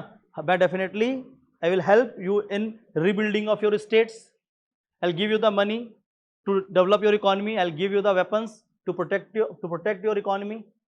तो अमेरिका ने बोला कि मैं सब कुछ करके दूंगा, आप बस मार्शल प्लान का हिस्सा बन जाओ and come into the block called American block. Similar चीज रशिया ने बोला कि एक काम करो आप मेरे साथ भी आओ, मैं भी पैसे दूंगा, मैं भी आपकी रीबिल्डिंग में हेल्प करूंगा, रशिया ने भी एक तरफ से कहा। और ये दोनों प्लान्स पे बहुत सारे कंट्रीज जुड़ने लगे। अब जो भी कंट्री इंडिपेंडेंस पा रही थी सबसे पूछा जा रहा था मार्शल की मोल्डोवा 2 टिकट है, कौन सा देखना चाहोगे, ठीक है ना। तो ऐसे ही एक टिकट हमारे पास भी आया, इंडिया के पास भी, ठीक है। इंडिया से पूछे मार्शल या मोल्डोवा, इंडिया बोला कि नैम। बोले ये तो एग्जिस्ट ही नहीं करता, ये कहाँ से आ गया। बोले ये दे क्लिक के रखा हूँ, नेहरू पॉकेट से निकाले, बोले ये देखो ये है नॉन अलाइनमेंट। तो मतलब क्या बोलना चाहते हो, किसी में नहीं जाऊंगा। तो करोगे क्या, हम अपने आप को देख लेंगे। बोले मारे जाओगे, इतने छोटे से देश बने हो, अभी अभी तो आजाद हुए हो, बगल का वाला ही लगा हुआ है तुम्हारे पीछे। बोले कोई बात नहीं, हम देख लेंगे। पाकिस्तान के बारे में लेके आए, मार्शल के मेल्डोवा वाले जो डाल दो मैं दोनों ही ले लूंगा, आधा मार्शल आधा मेल्डोवा, डाल दो मेरे कटोरे में जो डालना है। तो अभी लेके घूम रहा है, इतना बढ़िया। देखो एक तरफ से अभी देखा कि एक तरफ वो था, क्या बोलते हैं, Indus water treaty, world bank ने उस वर्ल्ड बैंक की बनाई हुई ट्रीटी खत्म हुई, आईएमएफ से बोला कि तू दे दे भाई अब लोन, ठीक है, तो कहीं से लोन ले रहे, एक तरफ पानी रुका, दूसरे से खाना लिए लोग, वो मांग के ही जीता वो देश। तो यहाँ क्या हुआ, मार्शल और मेल्डोवा, वो तुरंत जुड़ गया, वो मार्शल प्लान ले लिया, वो बोला कि मार्शल अमेरिका हेल्प करेगा, ठीक है। अब अमेरिका, क्योंकि वो उसने मार्शल प्लान को एक्सेप्ट किया था पाकिस्तान ने, तो इंडिया नैम में होते हुए भी रशिया से रिलेशन बिल्डिंग स्टार्ट किया। वो भी एक चीज है कि इंडिया और रशिया का रिलेशन स्ट्रॉन्ग है, वो भी एक कारण रहा। तो हम लोग कहीं नहीं गए, हमने बोला नैम, और फिर हम अपनी इस नैम की बात को लेकर बाकी कंट्रीज में घूमने गए। 54 नेशन जुड़ गए हमारे साथ, 54 कंट्रीज हमारे साथ जुड़ गए इस पे, और वो सारे कंट्रीज को फिर नैम के एक कंट्रीज को धीरे धीरे इंडिपेंडेंस मिला। बाय 1960-70 तक ये सारे कंट्रीज इंडिपेंडेंट हुए और इनका एग्जिस्टेंस आया दुनिया में, और वो सारे कंट्रीज को बोलते हैं third order world, which is led by India, China and majority of African Nations. ये कोल्ड वॉर के एरा में डेवलप हुए, ये सारे के सारे कोल्ड वॉर के एरा पे बने, ठीक है। और कोल्ड वॉर के एरा पे अंत में 1991 पे जो रशिया था, इसको उस समय यूएसएसआर बोलते थे, जितने भी मोल्डोवा प्लान को ज्वाइन किए थे सब मिलकर बना लिए थे Soviet Russia, and that Russia break down in 1990 with the fall of German wall. उसको क्या है वो आपको नहीं जानना है। तो 1990 में क्या हुआ, यूएसएसआर ब्रेक डाउन हो गया, टूट गया, और टूटने के बाद अलग अलग स्टेट्स उसके साथ जुड़े थे वो भी इंडिपेंडेंट हो गए, तो ओवरऑल रशिया वीक पड़ गया। अमेरिका के साथ बहुत सारी कंट्रीज जुड़े थे, और अमेरिका ने एक अच्छी पॉलिसी अपनाई थी, रशिया से ज्यादा बेटर की थी, ये कि अमेरिका ने बोला कि आप पैसे लो, अपने आप को बिल्ड करो, हमारे साथ रिलेशन में। रशिया बोलता था कि जितने भी चीजें किसी और कंट्री की जो भी है सबको आप नेशनलाइज कर लो, और नेशनलाइज करने के बाद सिर्फ हमारी सुनो। तो इसलिए बहुत सारे रशिया से तो अलग हो गए, लेकिन अमेरिका के साथ बहुत सारे जो थे जुड़े रहे। अब अल्टीमेटली क्या हुआ इसके एंड पे कि रशिया इस वॉर को हार गया और यूएसए वर्ल्ड का सुप्रीम पावर बन गया। लगभग ये 1990 से लेकर 2010 तक अमेरिका अनडिस्प्यूटेबल गेम खेलने लगा। सारी दुनिया को बोलना तुम ये करो, तुम ये करो, तुम ये करो, नहीं करोगे देख लो। 26/11 अटैक होता है अमेरिका में, वर्ल्ड ट्रेड सेंटर, सॉरी 9/11, 26/11 तो हमारा था ना, ठीक है, 9/11 वर्ल्ड ट्रेड सेंटर अटैक होता है। वो सीधा पाकिस्तान में घुसकर उसामा बिन लादेन को उसके घर से निकाल के ले आते हैं। अभी हमने ऑपरेशन सिंदूर अपने बॉर्डर से कर दिया, तो 150 किलोमीटर तो उसमें चीख रहे हैं, हम घर घुस के मारे हैं, वो कॉन्टिनेंट घुस के मारा है, समझ, वो कॉन्टिनेंट पार करके आया था अमेरिका। फॉरगेट अबाउट की बॉर्डर लाइन, वो पाकिस्तान में आके उठा के लेके चला गया। सद्दाम हुसैन इराक में था, अमेरिका कहाँ है, इराक में आके सद्दाम हुसैन को मार, पूरा एक अफगानिस्तान नाम के कंट्री को ही खत्म कर दिया उसने। तो अमेरिका बहुत ज्यादा अपने आप को पावरफुली प्रोजेक्ट किया, और America started its power hegemony. And then comes the famous quotation about America in the international geopolitics, either you like America, you can dislike America, but you can not ignore America. पसंद करो ना पसंद करो, पर ignore ना करो। और ऐसा बनना चाहिए दुनिया में, बोला था कि ऐसा ये पावर होना चाहिए आपके पास भी, कि there are people who will like you, there are people who will dislike you, पर बोथ कैन नॉट। जो डिसलाइक कर रहे हैं वो भी आएंगे, क्योंकि उनको पता है कि यही पावरफुल है, ठीक है। जो लाइक करते हैं वो तो आएंगे ही आएंगे, क्योंकि वो लाइक करते हैं, ठीक है, सिंपल सी बात है। पर वैसा बना चाहिए, अमेरिका को ऐसा देखा गया। अभी भी देखो, ट्रंप ने बोला जो भी बोला, उसके अगेंस्ट स्टेटमेंट देने की किसी की हिम्मत नहीं है। कोई बोल रहा है क्या? नोबडी कैन और nobody will, they will restrict themself, क्योंकि उनको पता है वो अमेरिका है, वो बहुत पावरफुल है। तो अमेरिका ने क्या किया, इस तरीके से अपने आप की पावर हेजेमनी बनाई। तो इस तरीके से क्या बना, first order world, zeroth order world, फिर first order world, second order world, third order world. First order world में बहुत सारे मैसेजेस आए जिससे अलग अलग कंट्रीज रूल करती हैं। जीरो ऑर्डर वर्ल्ड पे भी बहुत सारे मैसेज आए जिससे कंट्रीज रूल करने के, जिसको बोलते हैं आइडियोलॉजीज। मैं पढ़ाऊंगा कौन कौन सी आइडियोलॉजीज है। और फिर क्या आया आपका थर्ड ऑर्डर, ठीक है। थर्ड ऑर्डर वर्ल्ड के पहले थोड़ा सी चीजें देखते हैं इसका, ठीक है। तो जर्नी ऑफ द वर्ल्ड को आगे देखते हैं। तो वर्ल्ड वॉर हुआ, यहां तक देखे थे, ठीक है। वर्ल्ड वॉर के बाद क्या हुआ था? Cold war. कोल्ड वॉर जब चल रहा था तो उस समय दुनिया कैसी थी? बाइपोलर थी। एक तरफ अमेरिका था और दूसरी तरफ, मैप दोनों का है, ये रशिया का मैप हुआ, अमेरिका का है, तो रशिया वर्सेस अमेरिका से वो स्टार्ट हुआ। फिर वो कहां गए? बाइपोलर से यूनिपोलर। रशिया डिफीट हुआ, कौन आया सामने? यूएसए। अब यूएसए 2010 तक तो अकेला रूल किया, बट इस पीरियड में बहुत सारी और कंट्रीज थी जो अपने आप को स्ट्रांगली ग्रो करने लगी। अब उनके पास भी पैसे भी हैं, मिलिट्री भी है, और हर एक तरीके से वो अपने आप को स्ट्रांग कर लिया। दूसरी बात, अमेरिका अपना रिसोर्स इतना वेस्ट कर चुका था कि अमेरिका अब धीरे धीरे उसके रिसोर्सेस उसके ऊपर प्रॉब्लम बनने लगी।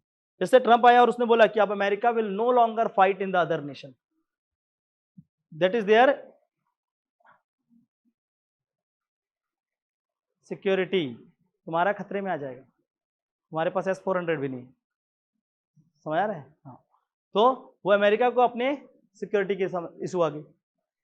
ट्रंप आता है, ट्रंप आके पहले क्या बोलता है कि no I want the America for Americans, protectionism को फॉलो करूंगा, मतलब मैं अपने कंट्रीज में जो भी रिसोर्सेज है मैं चाहूंगा कि केवल मेरे कंट्री के लोगों के लिए यूज हो। और इसलिए वो बोलता है कि अफगानिस्तान में हमारी कंट्री के सोल्जर्स हैं, अफगानिस्तान से वापस बुला लो। तो अमेरिका को पूरा बोल रहा है कि अमेरिका फॉर अमेरिकन्स, और अमेरिका अपने रिसोर्सेज को कहीं भी वेस्ट नहीं करेगा, क्योंकि उसको दिख रहा है कि अब हमारा रिसोर्स इतना वेस्ट हो रहा है कि कहीं ना कहीं सारी कंट्री अमेरिका को यूज करने लगी अपने बेनिफिट्स के लिए, तो उसको खत्म करना होगा। इसलिए उसने क्या किया? ट्रेड वॉर, ये दुनिया भर का चीज लेकर आया है, वो जानबूझकर कर रहा है, वो पॉलिसी का पार्ट है। अभी समझ आएगा, जब दुनिया को मैं पढ़ाने स्टार्ट करूंगा तब समझ आएगा कि सब हुआ क्यों।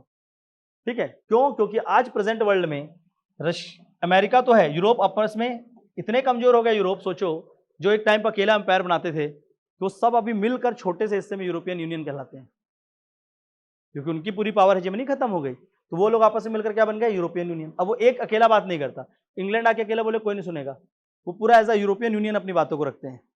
ठीक है कि हम इतने सारे हैं मिलकर। वैसे ही रशिया, ये अपने आप को स्ट्रांग कर लिया है।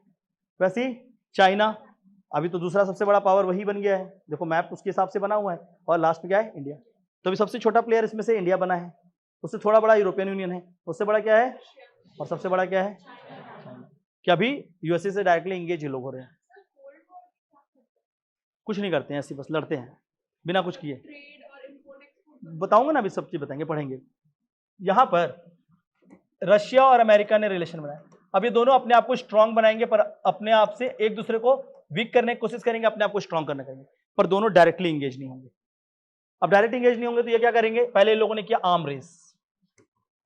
सबसे पहला क्या था इसका हिस्सा? आर्म रेस, मतलब हथियार बनाना। तो रशिया ने क्या किया? अपने डिफेंस पूरे की पूरी इकोनॉमी को हथियारों से लेस कर दिए। रशिया की डिफेंस इकोनॉमी जो है वही है, रशिया हथियार बेच के चलता है, वो कंट्री खाना उन्हें नहीं बेचता वो। ठीक है, वो लोग पास गोली ज्यादा है, रोटी कम है, नहीं लिटरल है। वो 3 साल से वॉर लड़ रहा है, उसको कोई फर्क नहीं पड़ रहा है, इतने हथियार रशिया के पास। उसके हथियार देख रहे हो S-400, वो भाई खतरनाक चीज है इसके पास, रशिया के पास। रशिया के सारे वेपन्स एकदम वो हैं, क्योंकि वो वेपनरी के मास्टर्स हैं। ठीक है, अमेरिका बोला कि ठीक है हम भी अपना एक अच्छा फंड हथियार को देते हैं, तो अमेरिका ने भी खूब सारे वेपन्स और हथियार बनाए। रशिया के पास बस थोड़ी सी क्या है? ज्योग्राफिकली डिसएडवांटेज है। अगर ज्योग्राफिकल डिसएडवांटेज ना हो तो वो तो अमेरिका से आगे चले जाएगा।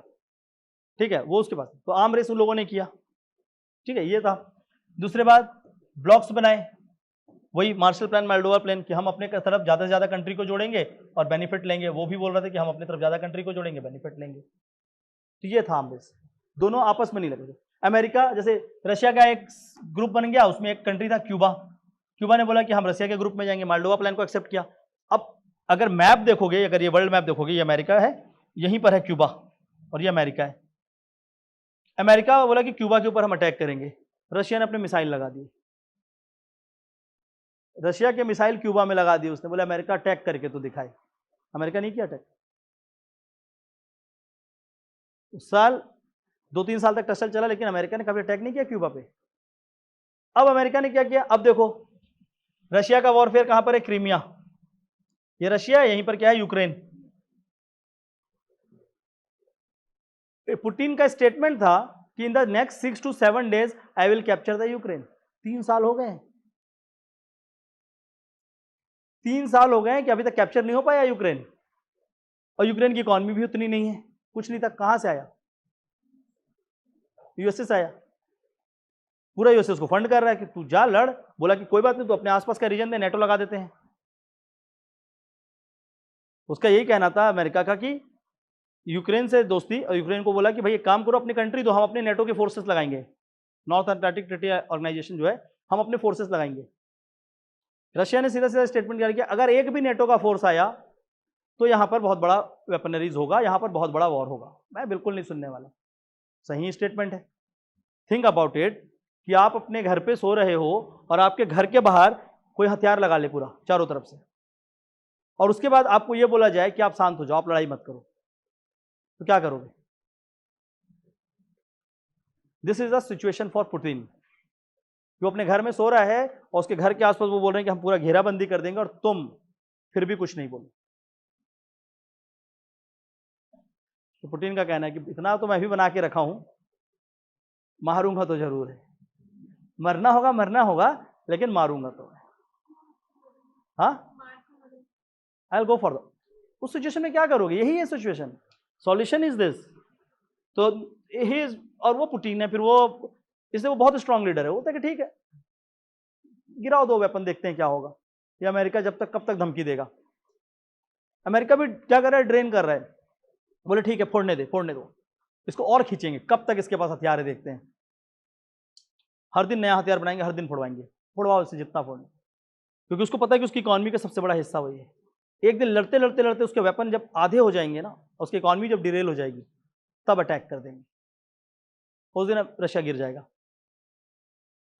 ठीक है, इसलिए इंडिया गया, रशिया बोले कि हम अपना ऑयल बेचना चाहते हैं, हमारे पास ऑयल है। इंडिया बोले कि हम खरीद लेंगे।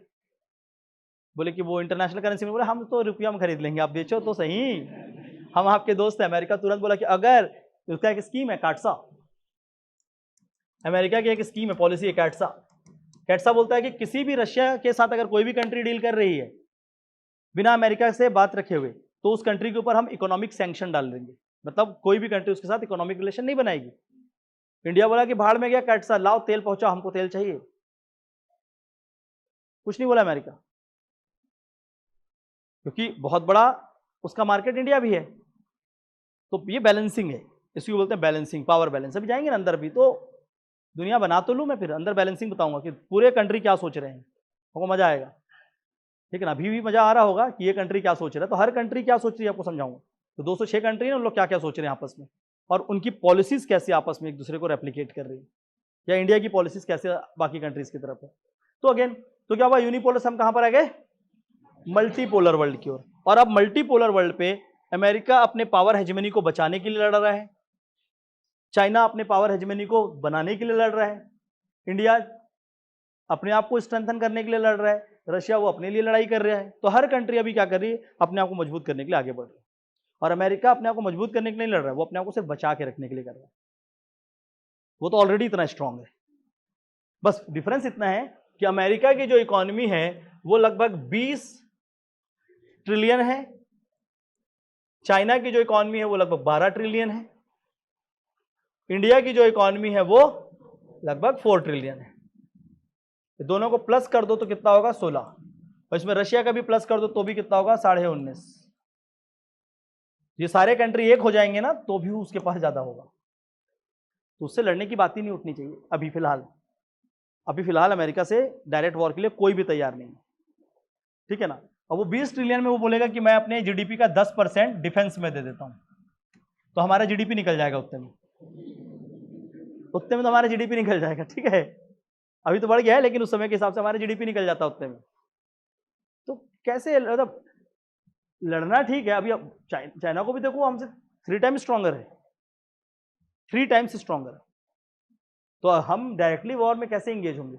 डेफिनेटली इसके सपोर्ट से कि on a day when the other will strike, there are friends who will strike harder for us. We need such kind of friend.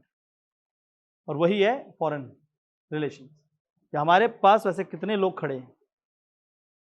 तो अभी हुआ तो कोई नहीं खड़ा था, सब बोले कि हम नहीं लड़ेंगे भारत की तरफ से। अभी हुआ था ऑपरेशन सिंदूर में, कोई साथ नहीं दिया, हमको उल्टा डेलीगेशन भेजना पड़ा है हमारे व्यू को रखने के लिए। अच्छी बात है, हम डेलीगेशन रखें, लेकिन नोबडी स्टैंड्स। इजराइल बस था एक। रशिया ने, वो तो देखो, उसको अमेरिका से वॉरशिप है तो उसने बोला, लेकिन on the day they will not come, बहुत रेयर चांस है कि आज रशिया आएगा, क्योंकि वो ऑलरेडी एक वॉर फ्रंट पे लड़ रहा है। How that country will come? Weaponries वो दे देगा, आप वेपन्स दे लो इंडिया को, जो वेपन चाहिए मैं सब दे दूंगा, सब बेच दूंगा, पैसा मिलेगा। पर अब वो वाला रशिया जो 1971 में सीधा अपना वॉरशिप भेज दिया था, वैसा रशिया शायद ही करे। पुतिन ने से बोला कि Pakistan try to attack, I will launch a missile attack on Pakistan, बोला है उसने, लेकिन ऑन डेट जिस दिन होगा उस दिन करेगा कि नहीं, ये भी कोई बोल नहीं सकते ना, उस दिन नहीं बोल सकते। और वो ऐसा बोल देगा कि ठीक है, I will definitely launch a missile attack on Pakistan but I want India to come in Crimea, फिर क्या होगा? इंडिया नहीं जाएगा, क्योंकि इंडिया का वहां पर कोई बेनिफिट नहीं है। सिंपल सी बात है कि हमको हमारे जितने भी देश हैं ये आपस में एक बैलेंस के रूप में करते हैं और सब एक दूसरे के साथ खेल रहे होते हैं। ठीक है, तो खेलते कैसे हैं? पहली बात तो ये विचार कि किस तरीके की कौन सी कंट्री है, which country is imperialistic, which is mercantilistic, which is capitalist, socialist. इस तरीके से क्या है, अलग अलग आइडियोलॉजीज हैं और इस आइडियोलॉजी से अलग अलग दुनिया चल रही है। ठीक है, for example capitalism plus democracy America, socialism plus capitalism Russia, communism China, Maoism China plus external forces, वो कहलाते हैं Maoism, India democracy and socialist. तो आज जो प्रेजेंट वर्ल्ड है वो उसमें ये कुछ आइडियोलॉजीज हैं और इसी आइडियोलॉजीज से दुनिया चल रही है, और भी है इसमें, आई ऐड फ्यू मोर्स। ठीक है, तो आइडियोलॉजीज जो है ये सारी चीजों को हम लोग अभी देखेंगे, टर्मिनोलॉजीज के अंदर यही पढ़ेंगे। ठीक है, अभी पढ़ेंगे थोड़ी देर बाद। Now come to this world map, थोड़ा सा वर्ल्ड के बारे में समझ लो। ठीक है, कि क्या है वर्ल्ड, कैसा है, इसलिए मैंने आपको शुरू में ही पढ़ाया था वर्ल्ड मैप। ठीक है ना, जब हम लोग कहते थे, और जो आज अभी है वो अच्छे से वर्ल्ड मैप को समझेंगे। तो वर्ल्ड मैप कैसा है? सबसे पहली बात तो इसको बोलते हैं नॉर्थ अमेरिका। क्या बोलते हैं? North America. ठीक है, यहां पर कौन कौन सी कंट्री है? सबसे पहले ये कंट्री है, इसको बोलते हैं Canada, USA, Mexico and Alaska इधर है। ये जो रीजन दिख रहा है इसको बोलते हैं सेंट्रल अमेरिका। ठीक है, इसको बोलते हैं सेंट्रल अमेरिका, और ये क्या कहलाता है? South America. ठीक है, यहीं पर पनामा जो है, पनामा के पास से like this, from Panama, from top of Africa,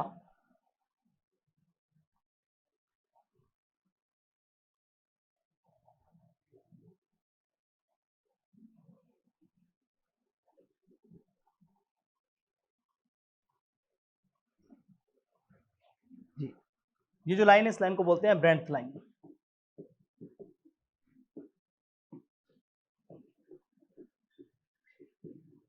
ठीक है, इस लाइन से दुनिया नीचे जो है इसको बोलते हैं ग्लोबल साउथ, और इसके ऊपर के वर्ल्ड को क्या बोलते हैं? Global north. ठीक है, ब्रेंट लाइन एक लाइन है जो डिवाइड करती है world into the two half, global south and global. तो ग्लोबल नॉर्थ में कौन कौन सी कंट्रीज हैं? ये अमेरिकन नेशंस हैं। ठीक है, ये हो गया यूरोप, इधर है एशिया। ठीक है, ये पूरा का पूरा क्या है? एशिया। एशिया को भी देखेंगे तो अलग अलग हिस्सों में बटा है। ये वाला पोर्शन कहलाता है सेंट्रल एशिया। ठीक है, ये कहलाता है मिडिल ईस्ट, ये कहलाता है ईस्टर्न एशिया। इंडिया के पास का जो रीजन है this is called as South Asia, और इसके बाद इधर का जो रीजन है कहलाता है साउथ ईस्ट एशिया। ये हमारा ऑस्ट्रेलिया। ठीक है, तो वर्ल्ड क्या है? कुछ इस तरीके से अलग अलग कंट्रीज में बटा हुआ है, पढ़ेंगे उसको भी अच्छे से। ठीक है, तो north America, south America, Africa, Europe, Asia, Asia को भी central Asia, south Asia, eastern Asia, south east Asia and middle east Asia, और उसका इधर क्या है? Country Australia. तो इस तरीके से पूरा वर्ल्ड जो है वो अलग अलग रीजन पे डिवाइडेड है। इतना क्लियर है? अब इसके हिसाब से सभी के रिलेशंस को हमको पढ़ना। ठीक है, आगे बढ़ते हैं थोड़ा सा।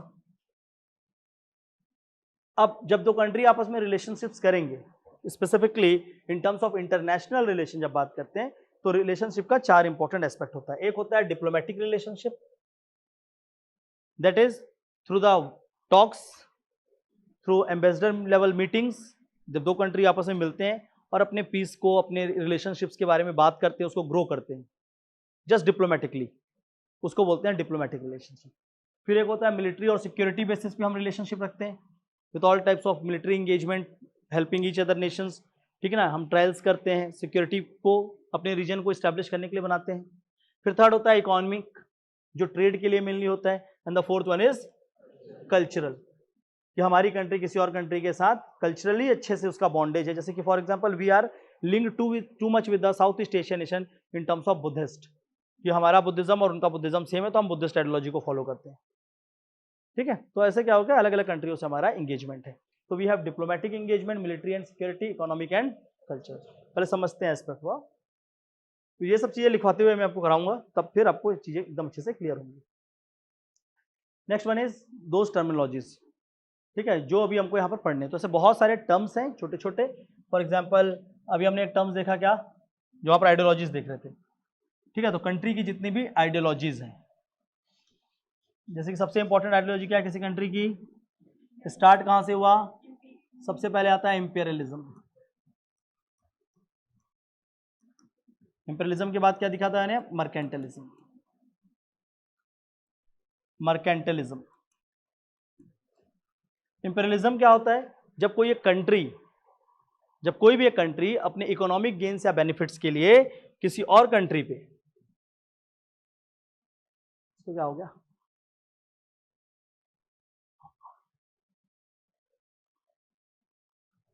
ठीक है। इंपीरियलिज्म वो है जब कोई भी एक कंट्री अपने इकोनॉमिक गेन्स और इकोनॉमिक बेनिफिट के लिए किसी और कंट्री पे, कोई भी और कंट्री है उसको क्या कर रही है, अपने कंट्रोल पे लाती है for economic gains, for example. और जब वो क्या करती है, किसी कंट्री को अपनी कॉलोनीज बनाती है, they enter into this nation as a trading country, और ट्रेडिंग कंट्री बनने के बाद वो क्या करेंगे, वहां पर अपनी कॉलोनी डेवलप करेंगे, and then they will try to infuse into the country's own law, और उसमें अपने लॉस को वो डालने का कोशिश करेंगे। फॉर एग्जाम्पल इंपीरियलिस्टिक पॉलिसी किसका था, ब्रिटेन। तो ब्रिटेन ने क्या किया, इंडिया पे आए एज अ ट्रेडिंग कंपनी, और आने के बाद वो अपने कंट्रीज को यहाँ पर लेकर आए और यहाँ पर सेटलमेंट और कॉलोनीज बनाना चालू की। That is called as imperialism. इसी इंपीरियलिज्म को करने के लिए क्या किया जाता है, मर्केंटलिज्म। मर्केंटलिज्म मतलब होता है कि ट्रेड, ठीक है। अब उसमें क्या होता है, ट्रेड, जो मर्चेंट्स होंगे वो क्या करेंगे, ट्रेड करेंगे। कोई भी कंट्री क्या करेगी, ट्रेड के थ्रू किसी और कंट्री को की इकोनॉमी को डिस्टर्ब करने का कोशिश करेगी। For example they will change the rate of exports manipulation किया जाएगा, इंपोर्ट जो है उसको बदल दिया जाएगा, इंपोर्ट मैनिपुलेशन, और इसके थ्रू क्या करेंगे, उस कंट्री को अपने अंदर लाने का कोशिश किया जाएगा। तो इंपोर्ट एंड एक्सपोर्ट्स के थ्रू जब कंट्री को मैनिपुलेट किया जाएगा, that is called as mercantilism, ठीक है। तो ये था पहले। इन दोनों का मेन एम क्या था, कि हमको प्रॉफिट तो गेन करना है, पर प्रॉफिट के साथ साथ उस जो कंट्री है उसको हमेशा हमेशा के लिए अपने टेरिटरी को या उसकी टेरिटरी को अपने अंदर लेकर आना है। That is called as mercantilism. और पहले समझ लो अच्छे से ना। हाँ, इसके बाद फिर क्या आता है, कैपिटलिज्म। फिर एक नया वर्ड आया जो अमेरिका लेकर आया, बोला कि ये नहीं करना है, हमें किसी भी कंट्री में जाकर वहां पर कॉलोनीज बनाने की जरूरत नहीं है, हम बस ये करेंगे कि हम किसी के साथ भी रिलेशन बनाएंगे या किसी भी तरीके का चीजें होगा इकोनॉमी के टर्म पे, किसी भी टर्म में, उसमें एक चीज अटैच होगा, प्रॉफिट, और स्ट्रेटली हम मांग लेंगे अपना प्रॉफिट। जब कोई भी कंट्री या स्टेट का मेन एम होता है प्रॉफिट अर्निंग, मतलब किसी भी तरीके से उसको कमाना, उसका मकसद होता है पैसे, that is called as capitalist. Capitalist work with the motive of profit. That state will not consider anything apart from profit, उसको सिर्फ प्रॉफिट से मतलब है, ठीक है। उसके बाद इसी चीज को हटाने का कोशिश किया गया, कहां पर, सोशलिस्ट में। सोशलिज्म में ये बोला गया कि जितने भी नेचुरल रिसोर्सेज है किसी भी स्टेट की, जो भी नेचुरल रिसोर्सेज है उसमें हर किसी का राइट है, केवल स्टेट का राइट नहीं होगा, मतलब जो स्टेट है उसका बस नहीं होगा, हर किसी का राइट होगा। तो जो भी बेनिफिट कंट्री के पास आएगा उस बेनिफिट को पूरे के पूरे उसके लोगों में ट्रांसमिट करना होगा, जितने भी लोग हैं सभी को उसका बेनिफिट जाए। That is called as socialist. एकदम सिंपल टर्म में बता रहा हूं, अभी फिर उसको लिखवाऊंगा ना, एकदम डिटेल में कराऊंगा, आज बस आपको एक बार हाईलाइट करा रहा हूं। सोशलिस्ट के बाद अगला क्या देखा था हमने, कम्युनिस्ट। सोशलिज्म थोड़ा सा हार्ड था, क्योंकि सोशलिज्म में ये बोला गया कि जो भी मीन्स ऑफ प्रोडक्शन होगा, जिससे भी कोई भी नया चीज बनेगा, वो लोगों के हाथ में होना चाहिए, people should have the power, पर ऐसा हो नहीं सकता। तो कम्युनिस्ट ने बोला कि नहीं, पीपल का जो पावर है उसके लिए एक स्टेट बनेगी, गवर्नमेंट होगी, और गवर्नमेंट के हाथ में सारा पावर होगा, और गवर्नमेंट जो होगी वो नेचुरल रिसोर्स को कंट्रोल करेगी, और गवर्नमेंट क्या करेगी, इस नेचुरल रिसोर्स से जो भी बेनिफिट आएगा वो सारा अपने लोगों को देगी। That is called as communism. जैसे चाइना की, चाइना का जो गवर्नमेंट है उसके पूछे बिना एक काम नहीं होता, ठीक है। तो government will have complete control over the state resources, और गवर्नमेंट डिसाइड करेगी किसको कितना देना है, that is called as communism, ठीक है। तो इस तरीके से चीजें बढ़ती गई। बाकी माओविज्म वगैरह जो है वो अलग चीजें हैं। तो कल हम लोग जब बात करेंगे तो हम लोग सबसे पहले समझेंगे ये सारे आइडियोलॉजीज को, कि वर्ल्ड में जो आइडियोलॉजीज है, कौन सी कंट्री किस दिमाग से चलता है, क्या कर रहा है। फिर इस आइडियोलॉजीज के साथ साथ जो भी कंट्री जिस आइडियोलॉजी की उसको रखेंगे, इस कंट्री की आइडियोलॉजी ये है। उससे आपको समझ आएगा कि रशिया के साथ जब इंडिया रिलेशन बना रहा होगा तो इंडिया को क्या सोचना है। जब हमारा रिलेशनशिप हम यूएसए के साथ बना रहे होंगे तो हमें किस तरीके से सोचना है। जब हम चाइना के साथ रिलेशनशिप बनाएंगे तो हमको अरे मन में कौन से थॉट्स आने चाहिए, ठीक है ना। एज अ डिप्लोमेट और एज अ डिप्लोमेसी जब हमको एंगेजमेंट करना है तो पहले से हमें पता होना चाहिए कि हम किस तरह के व्यक्ति से मिल रहे हैं। अभी आप लोग भी जब यहाँ पर आ रहे हो, आप लोग के भी फ्रेंड होंगे, तो अपने दोस्तों से आपको सब दोस्तों के साथ पता होगा कि किसके सामने क्या बोलना है, किसके सामने क्या नहीं बोलना है, कैसा रिलेशन किसके साथ मेंटेन करना है। कि जाके सबके सामने सब कुछ कर लेते हो, होता है क्या? नहीं। How you decide? By the personalities. और कैसे सोचते हैं, तो उनके आइडियोलॉजीज कैसे, हाँ, तो ये जानना जरूरी है। तो ऐसे पहले हर कंट्री की आइडियोलॉजीज को जानना जरूरी है, और वहीं से फिर कंट्री का रिलेशन होगा। और दूसरी चीज ये भी है that we all belongs to that nation which is known for its diplomacy, as we all are the son of Chanakya, the greatest diplomat the world has ever had, ठीक है ना। we belongs to that land where Chanakya reside, और वही उसी व्यक्ति ने क्या सिखाया था, डिप्लोमेसी दुनिया को। तो आप उस लैंड को बिलोंग करते हो, और जब उस लैंड को बिलोंग करते हो तो definitely you must possess certain diplomatic traits, whether in the your own relations और इन द अदर रिलेशंस, वो आपके अंदर भी है। बट जब हम उसी चीज को कंट्री के रिलेशंस पे देखेंगे तब वो होगा diplomatic relation between two nation. मतलब अगर मेरे को हथियार खरीदना है रशिया से तो मैं बहुत सोच समझ के खरीदूंगा कि इतना हथियार लेना ठीक है, इसको इतना पैसे देना ठीक है, but we should have certain money saved कि ठीक है इजराइल थोड़ा सा महंगा दे रहा है लेकिन उससे भी 2-4 खरीद लेते हैं। ये नहीं सोचते कि इजराइल के हथियार 5 रुपए महंगे हैं और इसको छोड़कर पूरा रशिया से ले आते हैं। 5 रुपए महंगा ही सही, इजराइल से 2-4 ले ही लेते हैं ताकि उसको भी लगे कि हम उसके साथ हैं। और नहीं ले पा रहे तो 2-4 लेने के बाद बोले कि आपका बढ़िया है, एक काम करो ना, हमारे कंट्री में आके मिलकर बनाते हैं। तो पहली बात है कि आपकी कंट्री से मैं इंपोर्ट पहले कर रहा हूं, फिर मैं दूसरा आपको बोल रहा हूं कि आप एक काम करो, टेक्नोलॉजी तो यहीं पर बनाते हैं ना मेरे यहाँ पे, और दोनों मिलकर बेचेंगे। फिर थर्ड स्टेज आएगा कि मजा नहीं आ रहा तुम्हारे साथ काम करने में, फिर वो बोलेगा इसको सिखा दिया था मैं, ये कैसे बोल रहा है। सिंपल सी बात है, यही है, this is the theory of the practicality. रिश्ते जो होते हैं वो सिर्फ कॉस्ट बेनिफिट पे बनाए जाते हैं, रिश्ते कभी भी इमोशंस पे नहीं बनाए जाते। This is what the international geopolitics is all about. Emotions पे रिश्ते बनाओगे तो कहीं सरवाइव नहीं करोगे, कॉस्ट बेनिफिट पे बनाओगे तो बहुत। पाकिस्तान देखो कितना नंगा देश है कितना ज्यादा है वो है, और क्या है। एक तरफ वो चाइना को बोलता है कि तुम दे दो, चाइना से बोला कि पैसे ले लिया, सब कर लिया, चाइना बोला कि हथियार मारो, मारा उसने। अमेरिका आया बोला कि युद्ध रोको, बोला पैसे दोगे, बोला हाँ देंगे, बोला रोक भी दिया, लाओ पैसे भी रखो। पैसा लेने के बाद फिर 2 दिन बाद फिर से हथियार मार दिया। फिर तीसरा कंट्री उसको बोला तू बंद कर रहा है कि नहीं, तुम दोगे पैसे, बोला हाँ दो। इतना भिखमंगा और इतना नंगा देश है वो। तो इतना खतरनाक नेबर से आप कैसे लड़ोगे? How will fight such kind of illicit danger, और ऐसे खतरनाक नेबर से, ठीक है ना। मतलब उन लोग का है ना युद्ध फिदाइन, तो फिदाइन तो इनके वही लोग हैं मेरे को लगता है जो चीफ हैं। They have a policy cord, policy है पाकिस्तान की एक, ठीक है ना, कि bleed India by 1000 cuts. India का खून निकाला 1000 कट्स से, ब्लीड इंडिया बाय 1000 कट्स उनकी स्टेट पॉलिसी है। ऐसे स्टेट से क्या ही लड़ोगे जो मरने ही आया है। और फिर अगर हम गलती से मार दे तो बोलेंगे हमारे सिविलियंस को मार रहे हैं। अब तुम्हारे सिविलियन ही आतंकवादी है तो हम क्या करें, तो मारे तो जाएंगे ही ना। उसका चीफ, अब सबसे करो कि किसी कंट्री का प्राइम मिनिस्टर बोल रहा है कि madrasa going students are our second line of defence. ये कैसा डिफेंस है? Madrasa going student are second line of defence. If army is not able to counter then madrasa student will. तो कौन सी ट्रेनिंग दे रहे हो? मदरसा में कौन सी ट्रेनिंग चल रही है? तो बाद में पता चला कि वो सारे मस्जिद में आतंकवादी ही थे जब मस्जिद को गिराया गया। तो ये चीजें अभी रिसरफेस हुई, जब अभी ऑपरेशन हुआ, ऑपरेशन के बाद लोगों ने डिटेल्स दिए, मेरी तो बहुत कम है।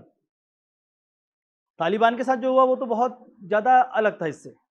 पाकिस्तान में तो कुछ हुआ ही नहीं। अमेरिका ने जो तालिबान के साथ किया वो तो बहुत ही ज़्यादा हीनियस था। ठीक है, तो ऐसे बहुत सारे अलग अलग इवेंट्स हुए हैं। And there is a book called the great game. I suggest you कि उस बुक को ज़रूर पढ़ना। अभी नहीं, आप एग्जाम दे दो, सब कुछ हो जाए, सेलेक्ट हो जाओ, फिर एक बुक बता रहा हूँ, the great game. It is on the geopolitical relation of central Asia. पढ़ के आपको पूरी विजन समझ जाएंगे और ऐसी ऐसी चीज़ें समझ आएंगी कि रिश्ते जो बन रहे हैं, जो जिस तरीके से वर्ल्ड आपस में इंगेज हो रहा है, वो बहुत डिफरेंट है than what we are seeing in the news and the medias. News media पे जो नैरेटिव्स हैं वो बहुत अलग हैं, पर जो वर्ल्ड अफेयर्स के ऊपर जो डायरेक्ट इंगेजमेंट होता है वो कैसे होता है, ज्योग्राफी कैसे अपने रोल प्ले करती है, how the history play its role, तो ये सारी चीज़ों को वहाँ पर एक साथ इंक्लूड करके बताओ। ठीक है, सो आज आप क्या करोगे? I will send this PDF. ये पीडीएफ मैं आपको भेजूंगा। ठीक है, प्रिंट नहीं लेना है।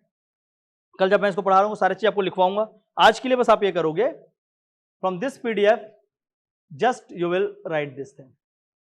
सिलेबस को लिख कर लाओगे बस, और ऐसा ही लिख करना है। ठीक है ना, इंटरनेशनल ऑर्गेनाइजेशन अलग, स्पोर्ट्स अलग, just write this syllabus from this PDF.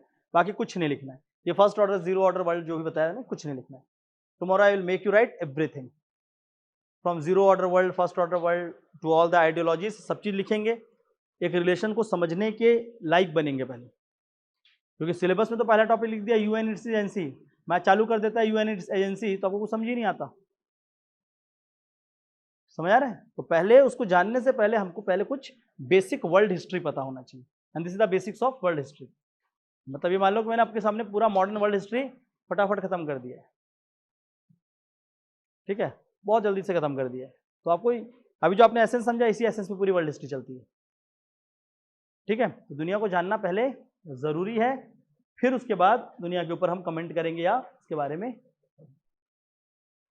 ठीक है, चलो यहाँ पे खत्म करते हैं इसको आज के लिए। ओके, ब्रेक फॉर 5 मिनट्स, 49 हुआ है।